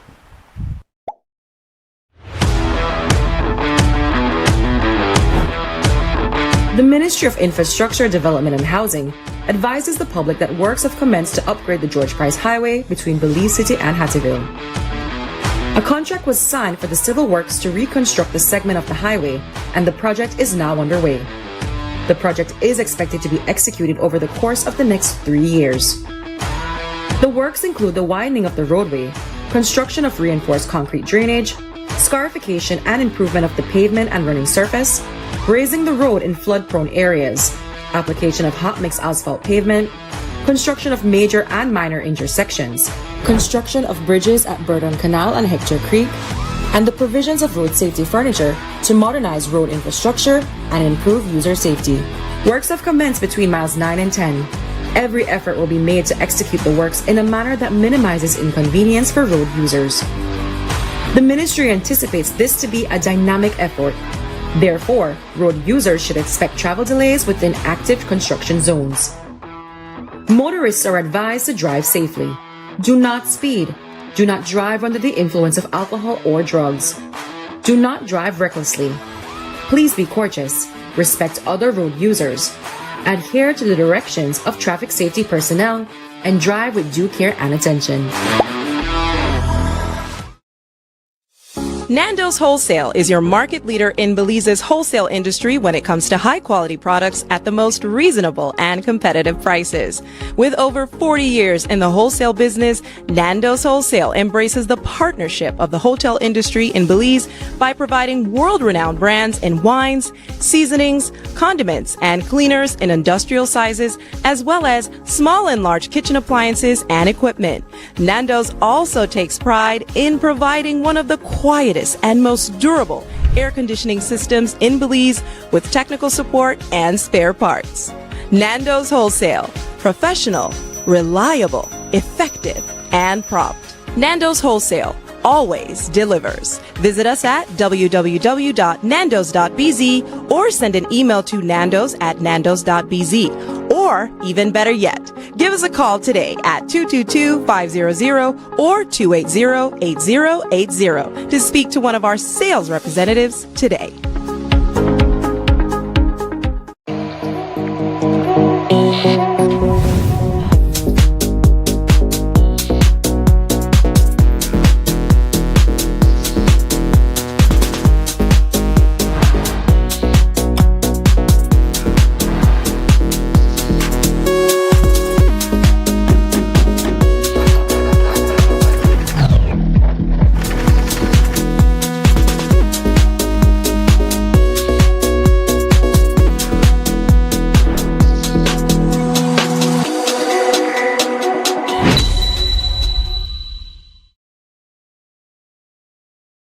I've always been fascinated with gemstones. It's all about taking nature's beauty and creating something uniquely beautiful. I've had inspiration from the Belize Blue Bull, the beaches, the jaguar. I've launched a new product called Co-Design with Deb, and Atlantic Bank's e-commerce system has opened the door to my international customers so I can receive payments so they can have their custom pieces shipped to them. Atlantic Bank, building the future together. The Battle of the Drums Secretariat presents a one-of-a-kind event, the Hamalale One Eagle Album Launch, Awards and Concert, going down at the Bliss Center for the Performing Arts on Friday, April 17, 2026. Doors open at 6. Event starts at 7 p.m. This you don't want to miss. Come and see history in the making and hear the sweet voices of our people in the first ever album launch comprising of 9 original Garifuna songs. All songs will be live streamed on over 20 streaming platforms. To top it off, 5 of our prominent Garifuna artists will be awarded for service to our music industry and will be entertaining the audience with their own original songs, namely Pen Cayetano, Adrian the Doc Martinez, Mahabo Flores, Peter Poots Flores, and Chico Ramos, backed up by the versatile Sweet Pain Band. Closing off the event will be the up-and-coming Nuani Martinez, who will play tracks from Paul Nabor and the Palacio and his dad, Aurelia Martinez. Posthumous awards will also be given to the 3 on whose shoulders we stand. Entrance fee only $20. Hamalale One Eagle, Voices of Our People, album launch and awards and concert. Be there. Sponsors are Copal Tree Distillery, Niche, Oceana, Monkey River Ecotours, Wilmahi and PGTV, Love FM, and Bay Sweets.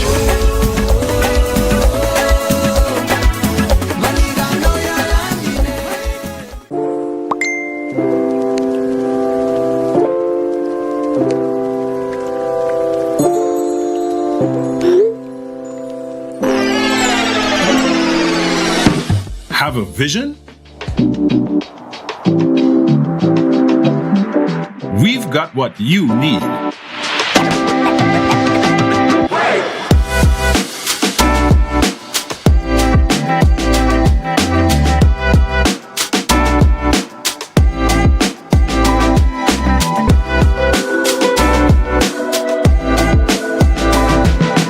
From idea to install, Brothers Habet. All your building needs under one roof. Belize wakes up connected to opportunity. And across our country, the work to keep Belize connected continues.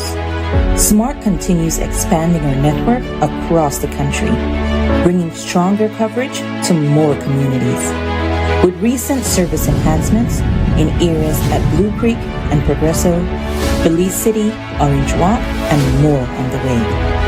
We're bringing education closer to home, empowering entrepreneurs to grow their businesses, supporting industries that drive our economy, and keeping families connected wherever life takes them. With every expansion, we are investing in the infrastructure that moves Belize forward. Because connection isn't just about signal, it's about opportunity, progress, and the future we are building together. SMART, bringing people together.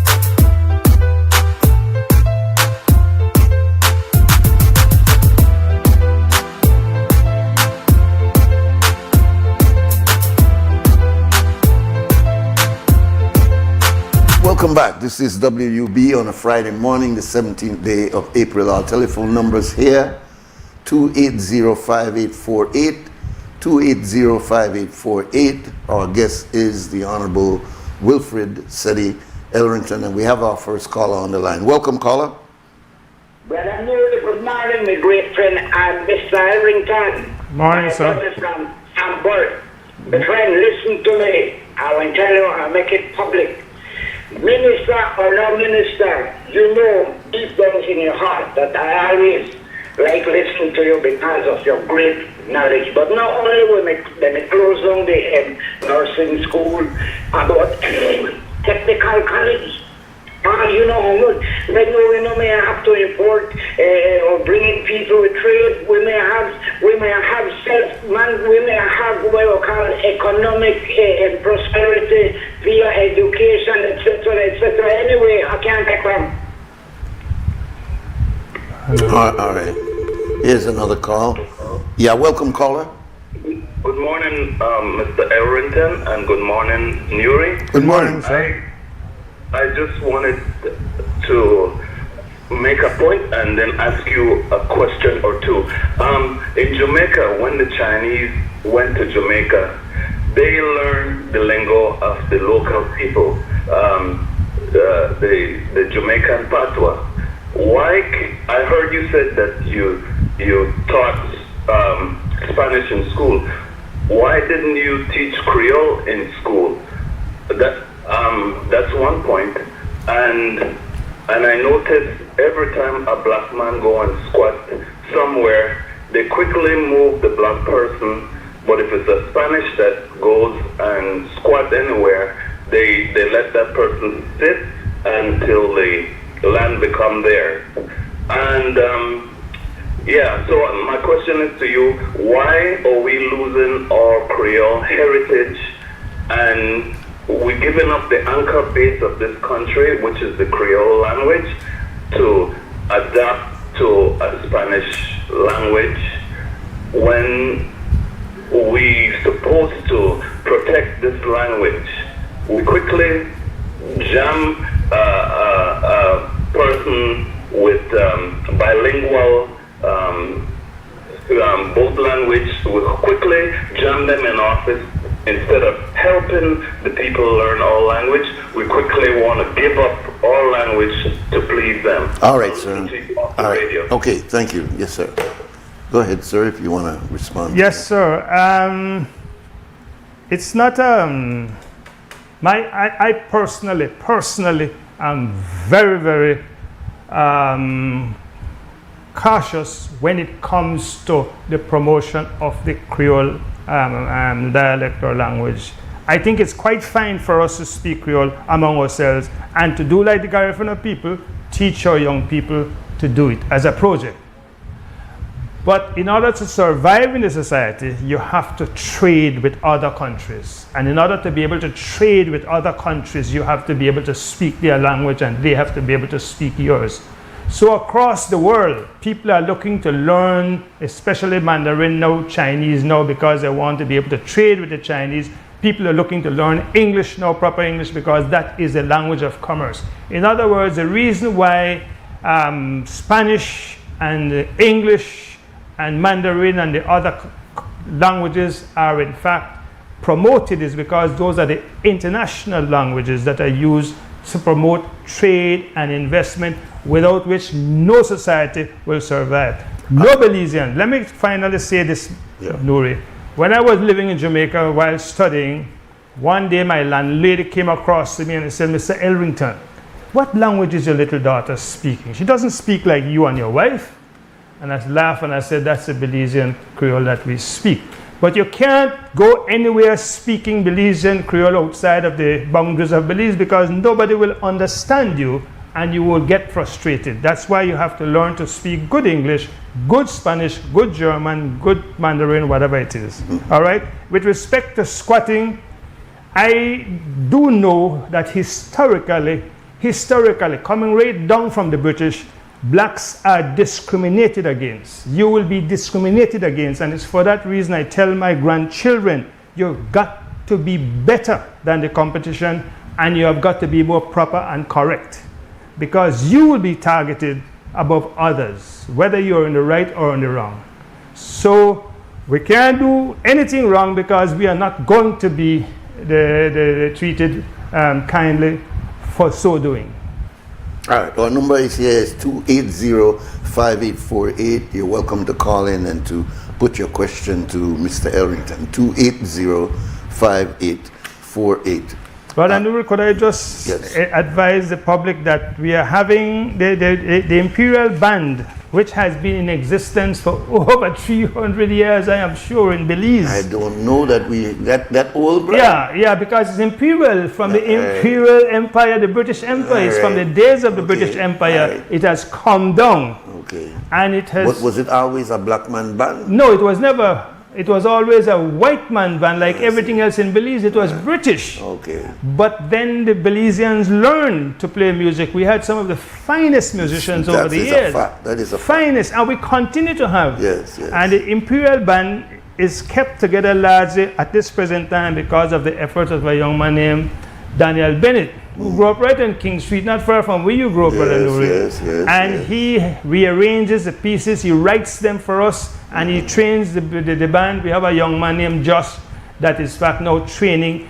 And the Imperial Band is now still existent and still provides service every year to Belizeans, based on the fact that we have been able to continue the training. You see?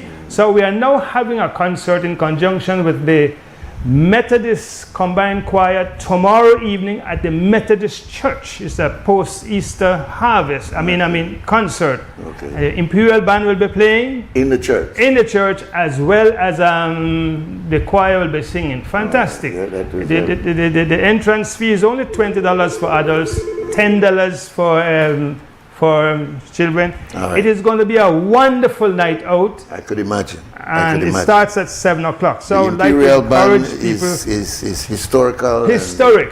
And I think it's outstanding that our band leader, Daniel Bennett and Josh, welcome, caller. Such a good job. Good morning, Sir Nuri. Yes, good morning. This is Hector Silva, the woman.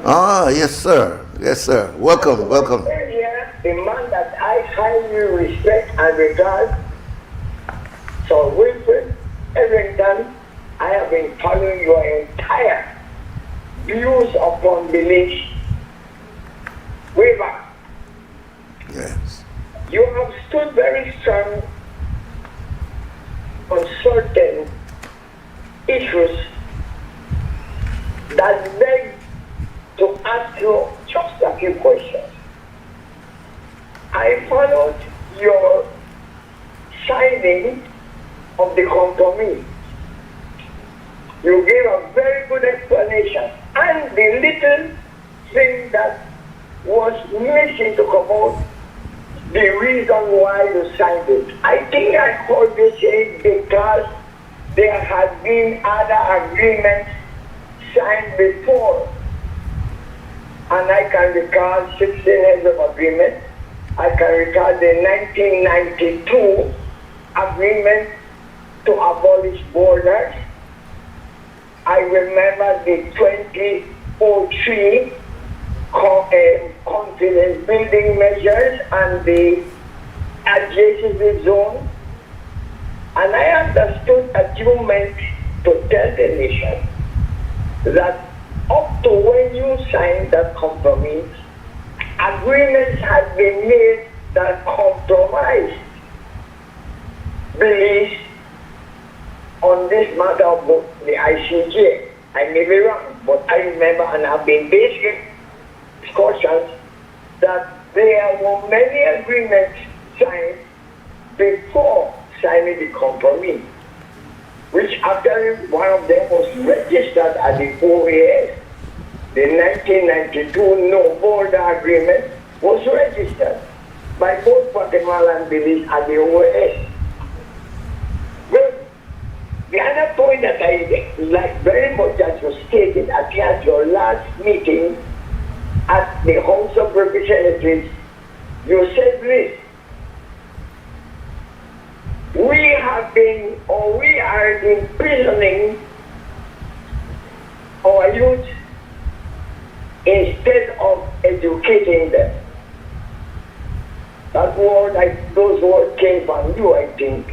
I was hearing that session, that you called very boldly, that you detested the matter of imprisoning our young people, our youth, instead of educating them.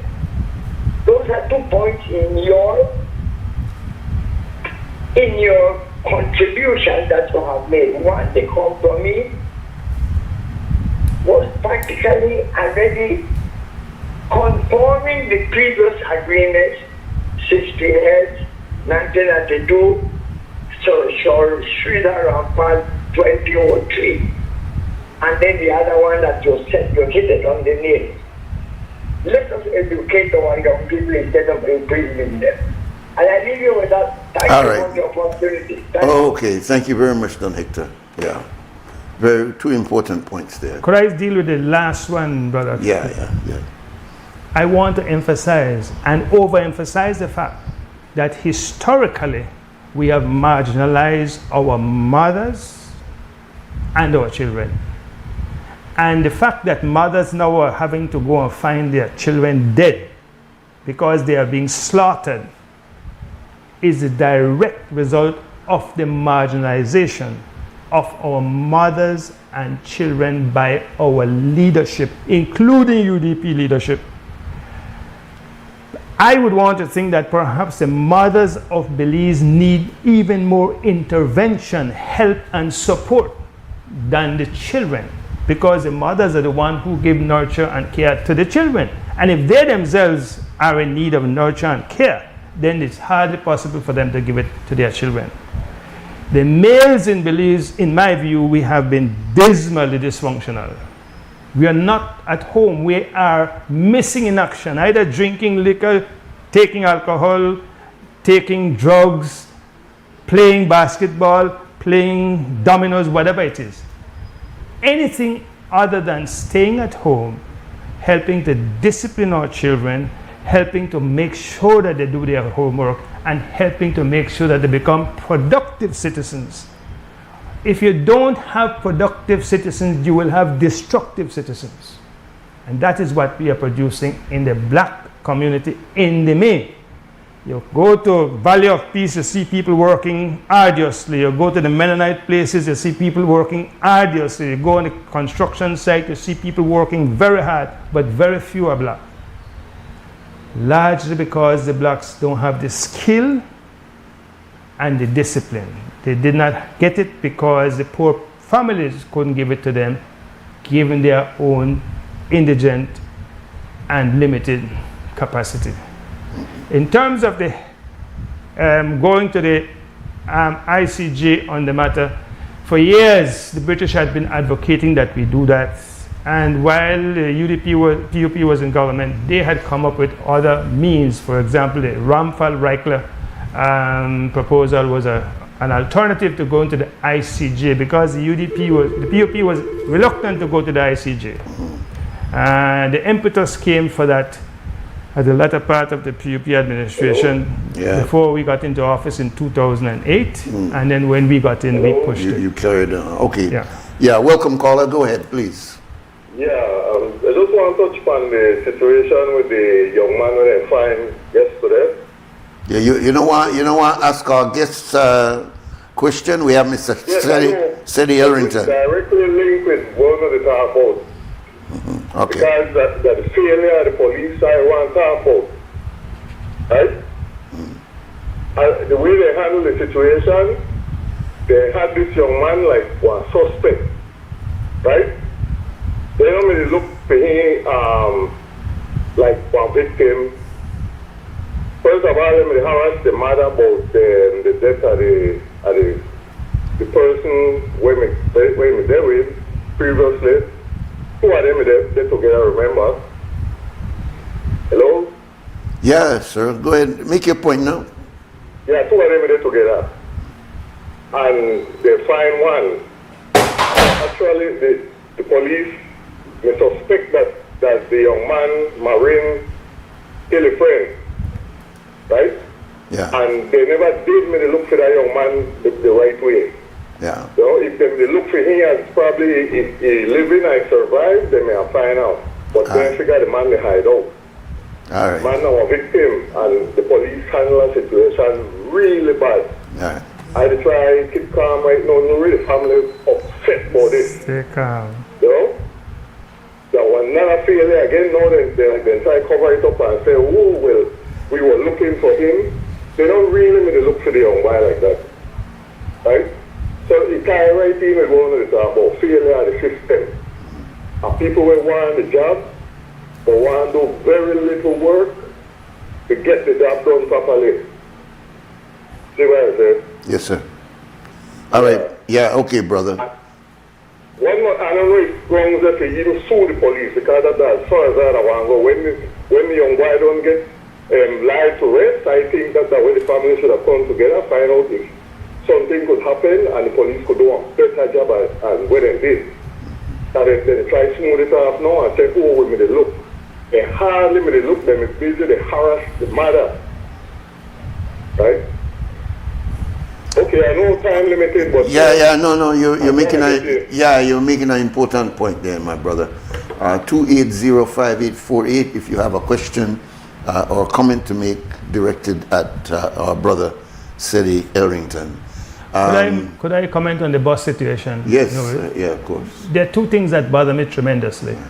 The traffic situation in Belize, the thing that to my mind that is most important about that is our failure, persistent, to train people on the rules of the road. We have to educate people and we have to say it over and over and over. In a place like Dominican Republic, it has one of the highest death rate because of accidents, motorcycles and other vehicles. I don't hear anything happening about educating people about the rules of the road, and every day I escape injury and damage because people don't know the rules of the road. I think the insurance companies should be mandated to in fact do advertisement on the rules of the road, given the amount of money that they are making from it. So they can do that. The other thing I want to complain about is the fact that the Belizean people, if you go by the courts now, coming up with you, Carl. Hold on, this please. morning, if you go by the courts now, and this is for over a year now, you see people gathered under a tent to get attended in the court. That should stop. That's a no-no. That's clearly, in my view, a disrespect. You have people out there in rain and shine under tents waiting to be attended to by the courts. I don't think it is necessary, and I think it is just an indication of how little regard and respect we have for the Belizean people. All right, you were in the judiciary in charge, in fact, so I'll ask you that question as soon as we get this call. Welcome, caller. Good morning. Yeah, good morning, sir. Morning, gentlemen. I'm watching the show, really enjoying the conversation, but I tend to disagree and agree with some of the facts that you mentioned.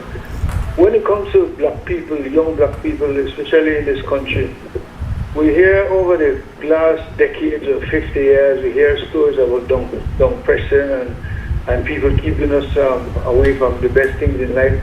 But I think that we need to stop, feel sorry for ourselves as black people, young black people, and we start need to get up and make something of ourselves, because if we don't do that, nobody will do it for us. I mean, I myself, I'm a young black man. I walk out of high school. I know education is very important, but to me that was too slow for me. But I didn't let myself down. I went to learn a trade, and I consider myself very successful.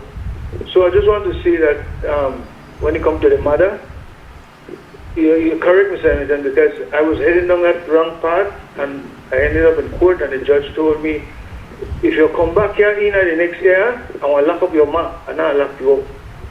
And I had love for my mom, so I behaved myself, and I became somebody. So I just want to say that you have to stop feeling sorry for yourself and get us off the ground and make something of our lives. Thank you. Thank you very much, caller. Very good point. Very important call. Very good point. Self-responsibility. 2805848. We're keeping the lines open for the last part of our conversation with Mr. Elrington. 2805848. Please go ahead, caller. Okay, nobody on the line right now. Go ahead, brother. If children don't go to school, Nuri, parents should be made to pay the consequences. Yes. Both the mother and the father. Well, you know, they're changing that protocol in the States now. Has to be done here. And sending parents, for example, if a child is involved in a shooting, then they're now sending the mother and the father to prison. Jail. Yes, instead. because they are responsible. Yeah. Welcome, caller. Welcome, caller.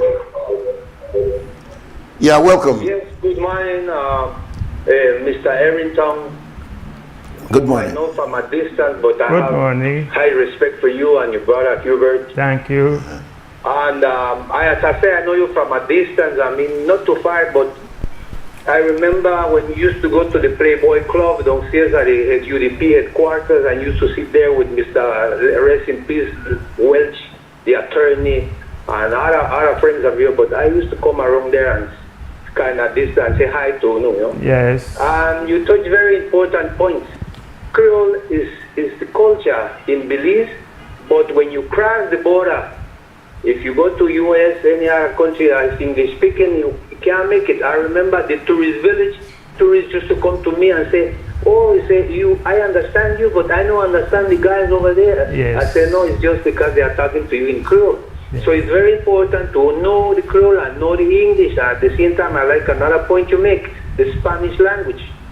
The Spanish language is very important. I was surprised that in Europe, as I was a sailor, I realized a lot of countries in Europe is very fluent in Spanish. And I also tell people, I am also fluent in Spanish. If anybody wants to advance the step from kitchen Spanish to standard Spanish or Castellano, I'm willing to help. Very good. But thank you very much for everything. And I'm very happy to hear your program. Salam alaikum, Brother Nuri. Wa alaikum salam, Brother Adam. All right, we'll take our next break. Now we still have Mr. Ellington in our studio, and we'll open the phone lines when we come back from this break.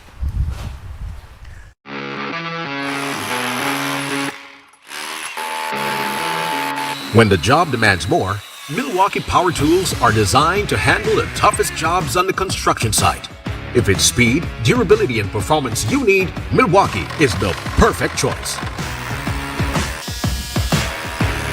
For unstoppable power at an unbeatable price, make it Milwaukee. Nothing but heavy duty. Available at Benny's. Quality and savings.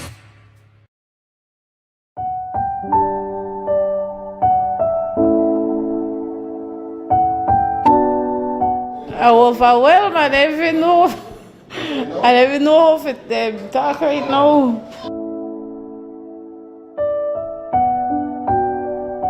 Estamos súper emocionados, estoy temblando, súper agradecida con todo, ellos súper felices.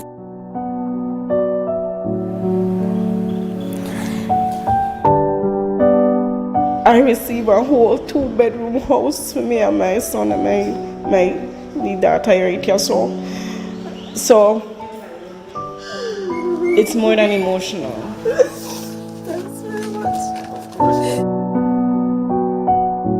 I'm grateful as a single parent right now to actually own one.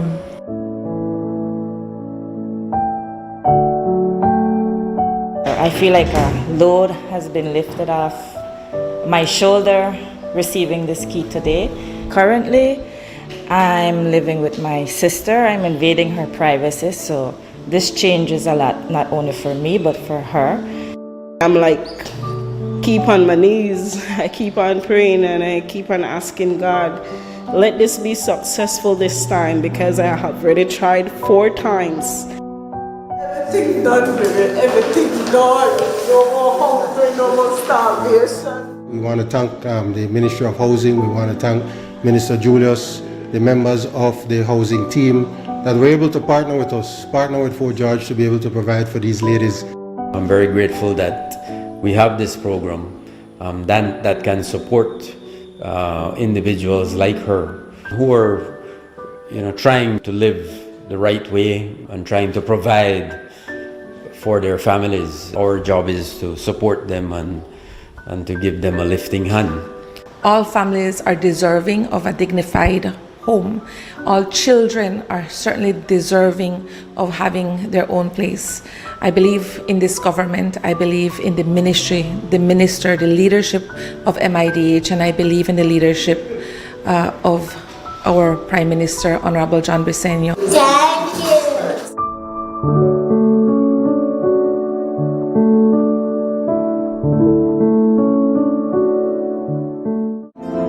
As a small business, I started to attend pop-up shops like many other businesses, and we found that our customers wanted to pay by card and not cash. I went to Atlantic Bank, and immediately, without a problem, it's like, yes, you can have a POS system. That POS system we now use in-house, and we can also take it countrywide wherever we are. They were willing to take the time. They were willing to be patient with us as we grew our business, and that, for us, that meant the world. Atlantic Bank, building the future together. Nando's Wholesale is your market leader in Belize's wholesale industry when it comes to high-quality products at the most reasonable and competitive prices. With over 40 years in the wholesale business, Nando's Wholesale embraces the partnership of the hotel industry in Belize by providing world-renowned brands in wines, seasonings, condiments, and cleaners in industrial sizes, as well as small and large kitchen appliances and equipment. Nando's also takes pride in providing one of the quietest and most durable air conditioning systems in Belize with technical support and spare parts.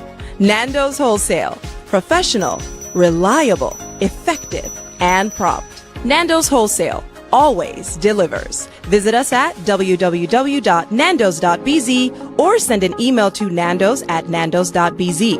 Or, even better yet, give us a call today at 222-500 or 280-8080 to speak to one of our sales representatives today.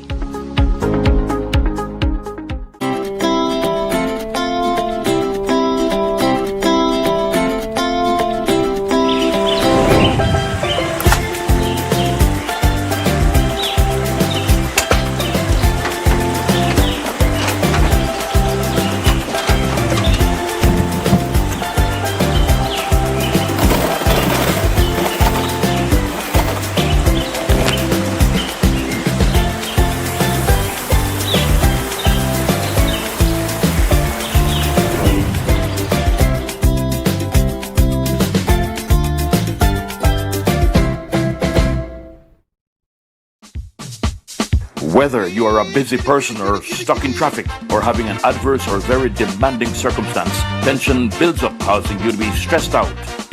Stress attacks everyone, anytime, any age. And stress is a killer. Palm City?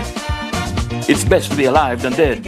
So visit Freetown Drugstore to get options to relieve stress and to relax your mind.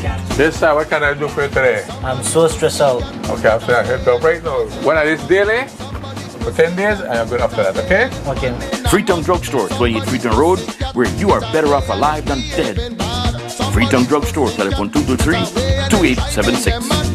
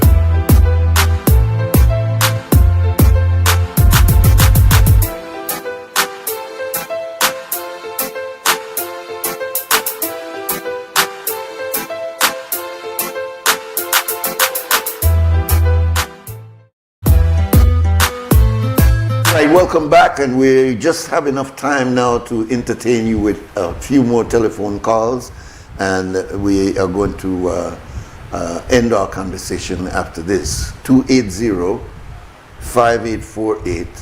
If you have any questions or comment that you would like to pass on, and all of the comments so far has been very, very good. We need to maintain that, because this is an educational process, Mr. Elrington.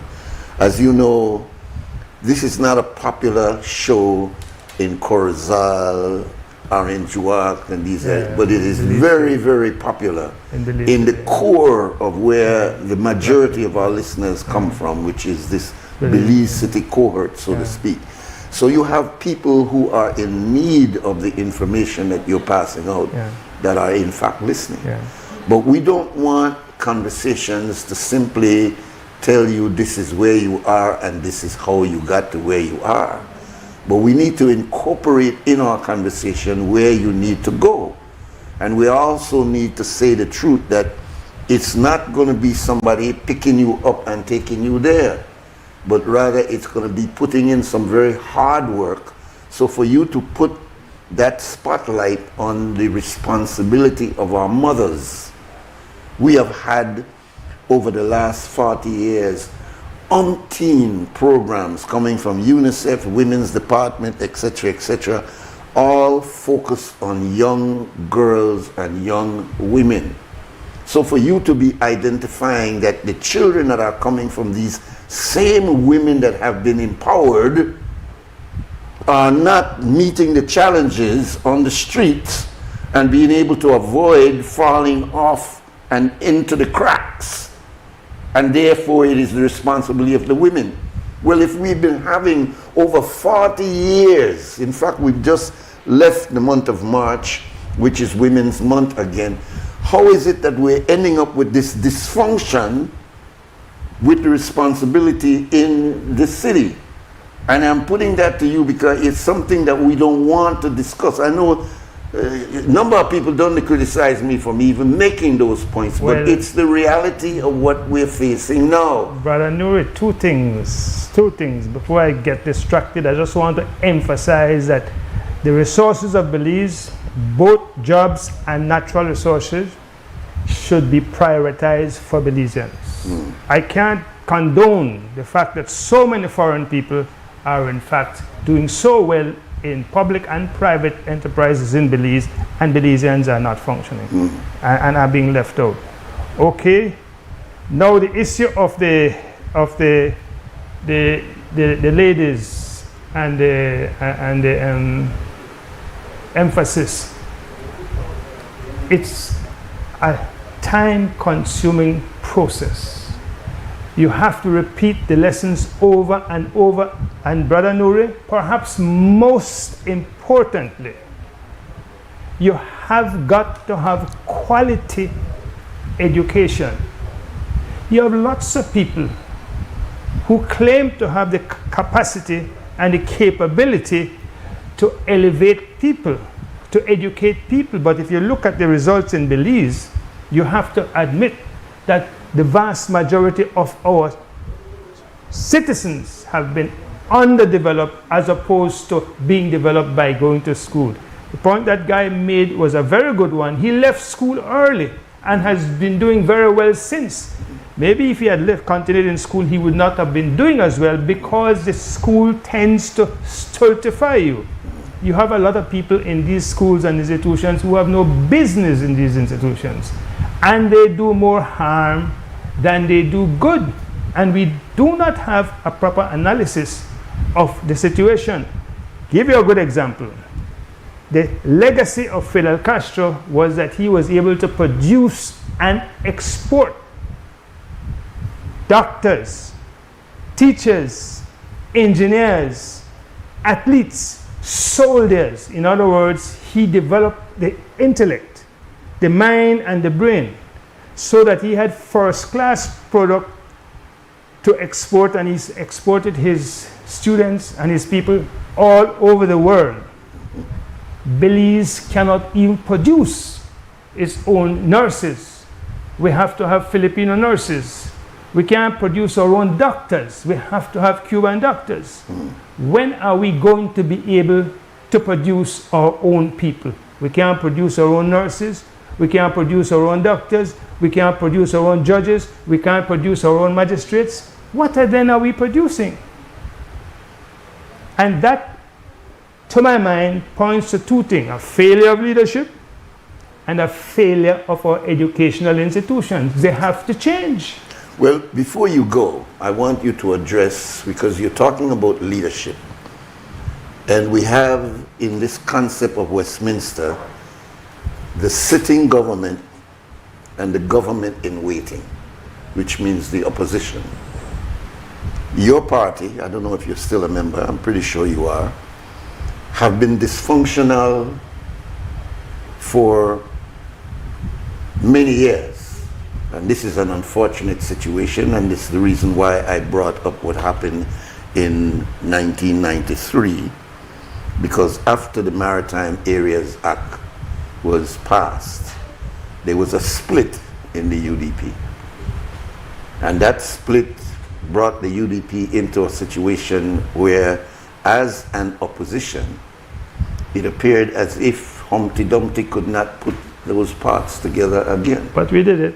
But yes, and you were one of the involved in you were one of the architects. Very involved in bringing that split between NABR, which was Mr. Golson and your brother and a few others. Yeah. And also the main core of Mr. Esquivel and Mr. Barrow. Yeah. What we're seeing now is, I won't say it's a replication of that, but clearly it is a very serious breach in the leadership of the UDP, to the point where it almost looks as if they're not careful and this PUP government continues to make mileage as it's making now, that the UDP could in fact fall into a situation of being in opposition for a very long time. So, two questions. Give your analysis of what has been happening in the UDP, and secondly, why have you as senior men, yourself, Dean Barrow, and several other senior persons, sat back and watched the party that you worked so hard for go into the tailspin that it is in now? Why didn't you come forward as senior elders of the party and say, listen, you're not going to destroy this party? And I'm talking about you, I'm talking about Michael Finnegan, I'm talking about Dean Barrow, I'm talking about the elder statesmen of the United Democratic Party. Why did you sit back and watch what you fought for go down to the level of where it is now? Well, Nuri, it's not all that long since the UDP has been out of power. Actually, we just got out of power in 2020. It's just 2026, so it's only 6 years. Yes. I do agree with you, however, that I can see the opposition, if it remains in this state, remaining in opposition for the next 5 or 6 terms. Wow, that much? That is not so surprising. If you check the record in St. Vincent and Dominica, and now in Barbados and Grenada, you will find that those people in the opposition have been in there for years. That can easily happen because if you don't have competent, capable, charismatic, visionary leadership, you will never win elections. I don't think those people who are in the UDP appreciate that today. Now, you can carry the horse to the water, but you can't make the horse drink. People who are in power are very, very jealous of their power. You can make suggestions to them. You can indicate to them that you would want to help, but you can't go there and interfere with that. Have you done that? But nobody loves this country more than me, and I support the party. And you have made efforts to try to address this issue? You remember, I did everything in my power not to get involved and to say anything negative after I had predicted that neither Patrick nor the guy in Cayo were competent in Belmopan. John Saldivar. Saldivar. I said it publicly that they are not competent to lead a party. But what concerned me more than that was that I did not see people coming forward to join the party whom I thought had the capacity and the competence and the interest to be able to serve the nation of Belize adequately and effectively. I was fearful of the people whom I saw coming forward, and I really didn't want to have anything to do with them. I wanted to distance myself with them because I knew their limitations. But subsequent to walking away, I did give indication that I'm prepared to assist. But I am not going to go and try to take over. The people who are now in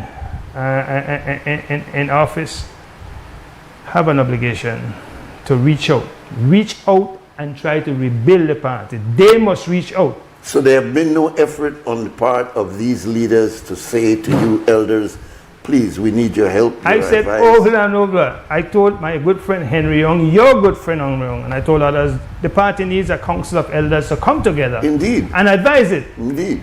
But that comment has fallen obviously on deaf ears. But let me ask you this historical, psychological issue here, Brother Eldrington. It has always baffled me how the People's United Party has had such great respect, almost to the point of reverence, for Mr. George Price. But your party has never shown that level of respect, worse reverence, for Mr. Philip Golson. Two men who were two arrows shot from the same bow 60 or more years ago. Yeah. Two young men in their 20s fighting for what they perceived as breaking away from the British. The question is, good point to raise. You don't find the UDP holding any of their former leaders in great esteem. There's no Dean Lindo there. And you look like you might even forget Dean Barrow. You don't really honor Mr. Esquivel as he should. Yet on the PUP side, there is this sacredness, I'm saying, to the point of almost what they call it? Deification. If you're not careful, you may end up with a St. George Price. I'm telling you, I'm not being facetious. No. I'm saying that these people have a consistent ideological frame of reference, whereas the UDP, you don't know where is their frame of reference. You are quite right in making that point, and that is largely because of our failure to appreciate the value of the contribution that these people made, particular people like Philip Golson, Lee Richardson, and that group. It was they who saw the danger that lurked from Guatemala and caused people like me and Hubert and others to in fact become so militant and so involved, because that was the single greatest threat to the country. Yes. And if everybody helped us to avoid that threat, it was Golson. But we generally, in the UDP, are not very respectful of our own. It's almost like a kind of resentment. It's hard to understand and explain, you know. That's the mentality that which we have. Whereas the PUPs and this is not intended to be negative, but the PUPs tend to be more sycophantic. The opposition tend to be more protesters. We are anarchists, we are Protestants, we are always fighting against something as opposed to deifying any individual. It's a mentality, it's an attitude. But it strangely falls along ethnic lines. This is the concern I'm showing you, is that any objective person, non-Belizean, that studies the history would ask why the demarcation seems to fall on the blacks and their leadership coming up. I mean, the initial process of Belize's development started with Marcus Garvey, man. We could see that. We could see it started with people like Mr. Tony Sabaranes. Let me give you a good one. Let me give you a good one. In other words, it started here even before it developed. Let me give you a good one. All right. I like you spoke about Marcus Garvey, because the greatest indication that Marcus Garvey was here was Liberty Hall. Yes. And in the 90s, I was going to redevelop Liberty Hall. Tell us why it didn't happen. Pickstock Institute of Fine Arts. We had built there. I built the fence around it. It's still there. Beautiful fence. I put on the downstairs. Still there. That is what is keeping it up. But then George Price started to spread the rumor that the Elrington brothers are looking to steal Liberty Hall. And he sent my very good friend, Dickie Bradley, for the keys to the kingdom. I personally gave Dickie Bradley the keys to Liberty Hall. Not a stitch has been done to it since that day. And I personally asked Nitch to look at it, because it's potentially a good tourist attraction right downtown. It's a very important historical mark. It's a very important historical mark right downtown. Nitch has not looked its way. But I will tell you that it is not surprising, because as I've told you privately, certainly PUP officials were of the view that nobody is interested in black people. So there is no great rush to do anything about Liberty Hall, or there is really no rush to do anything about reparation or African Liberation Day or anything like that. That is really more tokenism. Not surprising, because the quantum of blacks that existed in Belize were never large. 3,000 slaves, no more than that. A drop in the bucket. And the blacks have been so dispersed. We have left the country, really have not sought to pursue our culture or history or tradition. On 10th of September and the 21st of September, the 10th of September is my favorite day, because historically that is the only item of our history where we were taught that some blacks stood up in the face of the mighty Spanish invasion coming from Mexico and defeated the Spaniards. And a lot of ridicule come to me about that from blacks and from PUPs. They want to know how a bunch of black people could defend themselves from these slaves with Pocono Boy things and the like. As a matter of fact, one favorite friend of mine, I won't call his name, was boasting that in fact you could not fight with sticks, because you know we have the history of this Pocono Boy stick. But I went to the United Kingdom and I spent some time, about 2 days, at Windsor Castle. Windsor Castle. The castle is full of old memorabilia of the wars that the British fought. And prominent among the weapons that they used were pikes, sticks, harpoon. You remember those days? I remember. You remember those days? So when locals are laughing and say we could not have fought off the Spaniards with sticks and the like, has no basis in history. Mr. Elrington, this is an interesting conversation, and I mean we've really gone from international affairs to local affairs to looking at our social and human development. But we have to end the conversation. But it's obvious that we'll have to come back a second time. You wanted to point out some things about these books. Yeah, I would want to leave by showcasing these books. This one is, it's our turn to eat. Yeah. This is the mentality of Harlan, can we get some close-up on this? Politicians. Yeah. This is the mentality of politicians both in Africa and in the Caribbean. When the politicians get into office, they take over the trough. And the nature and the extent of the corruption that is perpetrated against the citizenry is beautifully captured in this book.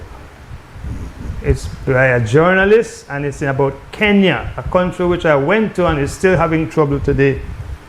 This one is perhaps the best book on the history of Belize. Cedric by Grant. Cedric Grant. It's a Locus Classicus. It's really a good book. It was given to me, on my recommendation, it was given to me by one of my constituents. And this is what she said to Mr. Wilfred Peter Elrington. Thank you for your guidance and support over these years. Very, very good, and I'm so grateful for it. This tells us about our political system, the power of the Prime Minister. The Prime Minister believes is as powerful almost as the President of the United States. Even more so. Or maybe even more so, but you have to read it to know it. And this one is basically a story of life of blacks in the ghetto in the United States and the difficulty and problems that they experience. Their experience is worse than ours because we never had that active discrimination. You remember, as I said to people, I only came in contact with white people when I went to St. Michael's College. My principal, Father Hurt, was white, and his wife was white. And of course, when I used to go to the Anglican church, you meet a white priest. I never had any negative experience with white people while I lived in Belize. I went to SJC, Zinkler was my principal, he treated me royally. So, but that has not been the experience of blacks in other countries.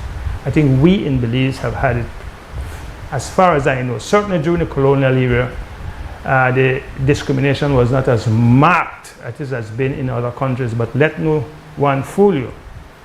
We have been discriminated against, and our leadership have not really done much to correct that imbalance and injustice up to this present day.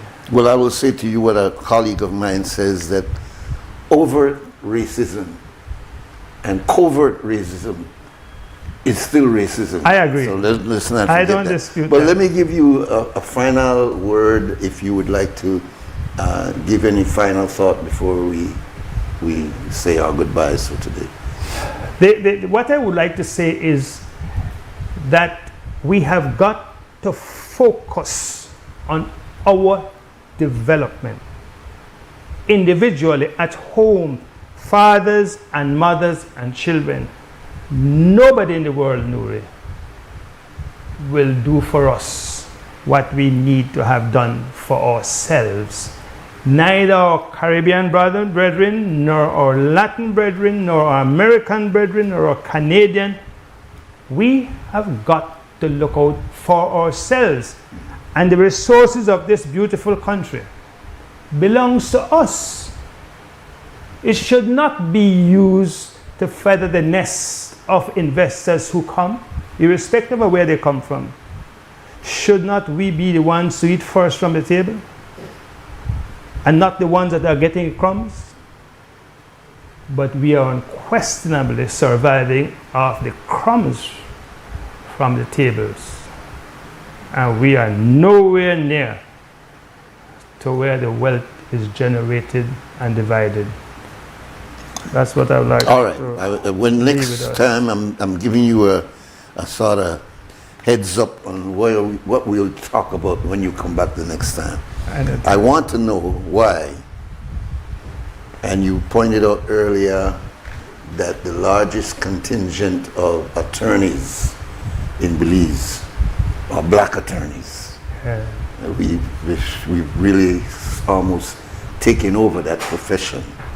So the question we will ask you next time, I'm giving you heads up to think about it, is why with all these brilliant minds that we have had among black people, why is it that we have not been able to put together an agenda that resonates with people that look just like us, to come from out of the same, I mean, you're as much Bishop Street and George Street as I am. That is so. Why is it that we have not been able to put together an agenda with all this brilliance, all these very brilliant minds, to be able to say to our people, here's a plan of action?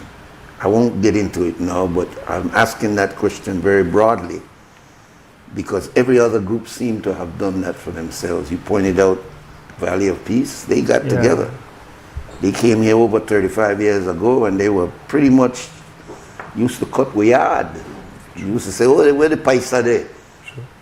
he was walking around with my sheep. Yeah. Then he gone to weed hacker, then he gone to a little bit more, but now he run the thing. He run the show. So what is going on with them who just got here and we who have been here? Yes. And we are slipping back. But All we'll right. deal with that when we come Very back the next good. time. Thank you very much, my brother. I appreciate Thank you, your being here. Belizeans. And I want to thank you all for also being here with us. Very interesting conversation today with Mr. Elrington. If you missed it, it'll be on YouTube. You can pick it up on Facebook later on today, Instagram likewise. It's very important that we breach these subjects. They are very uncomfortable for certain people, and a lot of people have feelings when it comes to discussing these topics, but they say you can't eat omelette if you not broke the egg. And we have to be brave enough to have these conversations among ourselves without being accusatory. And that's probably one of our problems. We can't talk to each other without denigrating each other and pulling each other down, and therefore some people just don't want to talk about it because I know why you call me out of my name. But we have to have these conversations. So we thank you for being with us this length of time today. Mose will be back here on Monday. We continue the conversation, and we, God willing, will be back with you next week, Thursday. So Belizean, stand strong and stand firm, and remember to do the right thing. For now, we're gone! Belize wakes up connected to opportunity. And across our country, the work to keep Belize connected continues. Smart continues expanding our network across the country, bringing stronger coverage to more communities. With recent service enhancements in areas at Blue Creek and Progresso, Belize City, Orange Rock, and more on the way. We're bringing education closer to home, empowering entrepreneurs to grow their businesses, supporting industries that drive our economy, and keeping families connected wherever life takes them.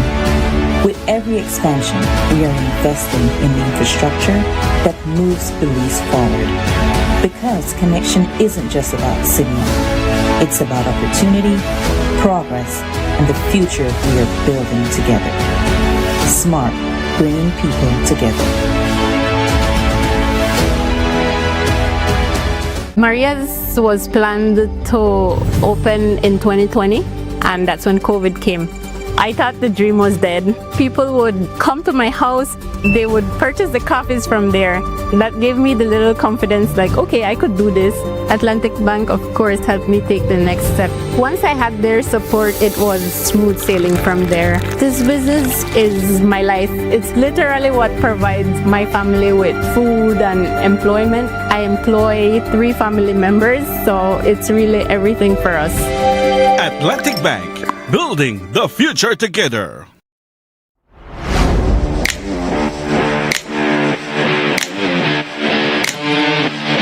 Every great job starts at Brothers Habet. With the best supplies and the right support, including free delivery on site, so you can focus on the job. Brothers Habet, working with contractors since 1983.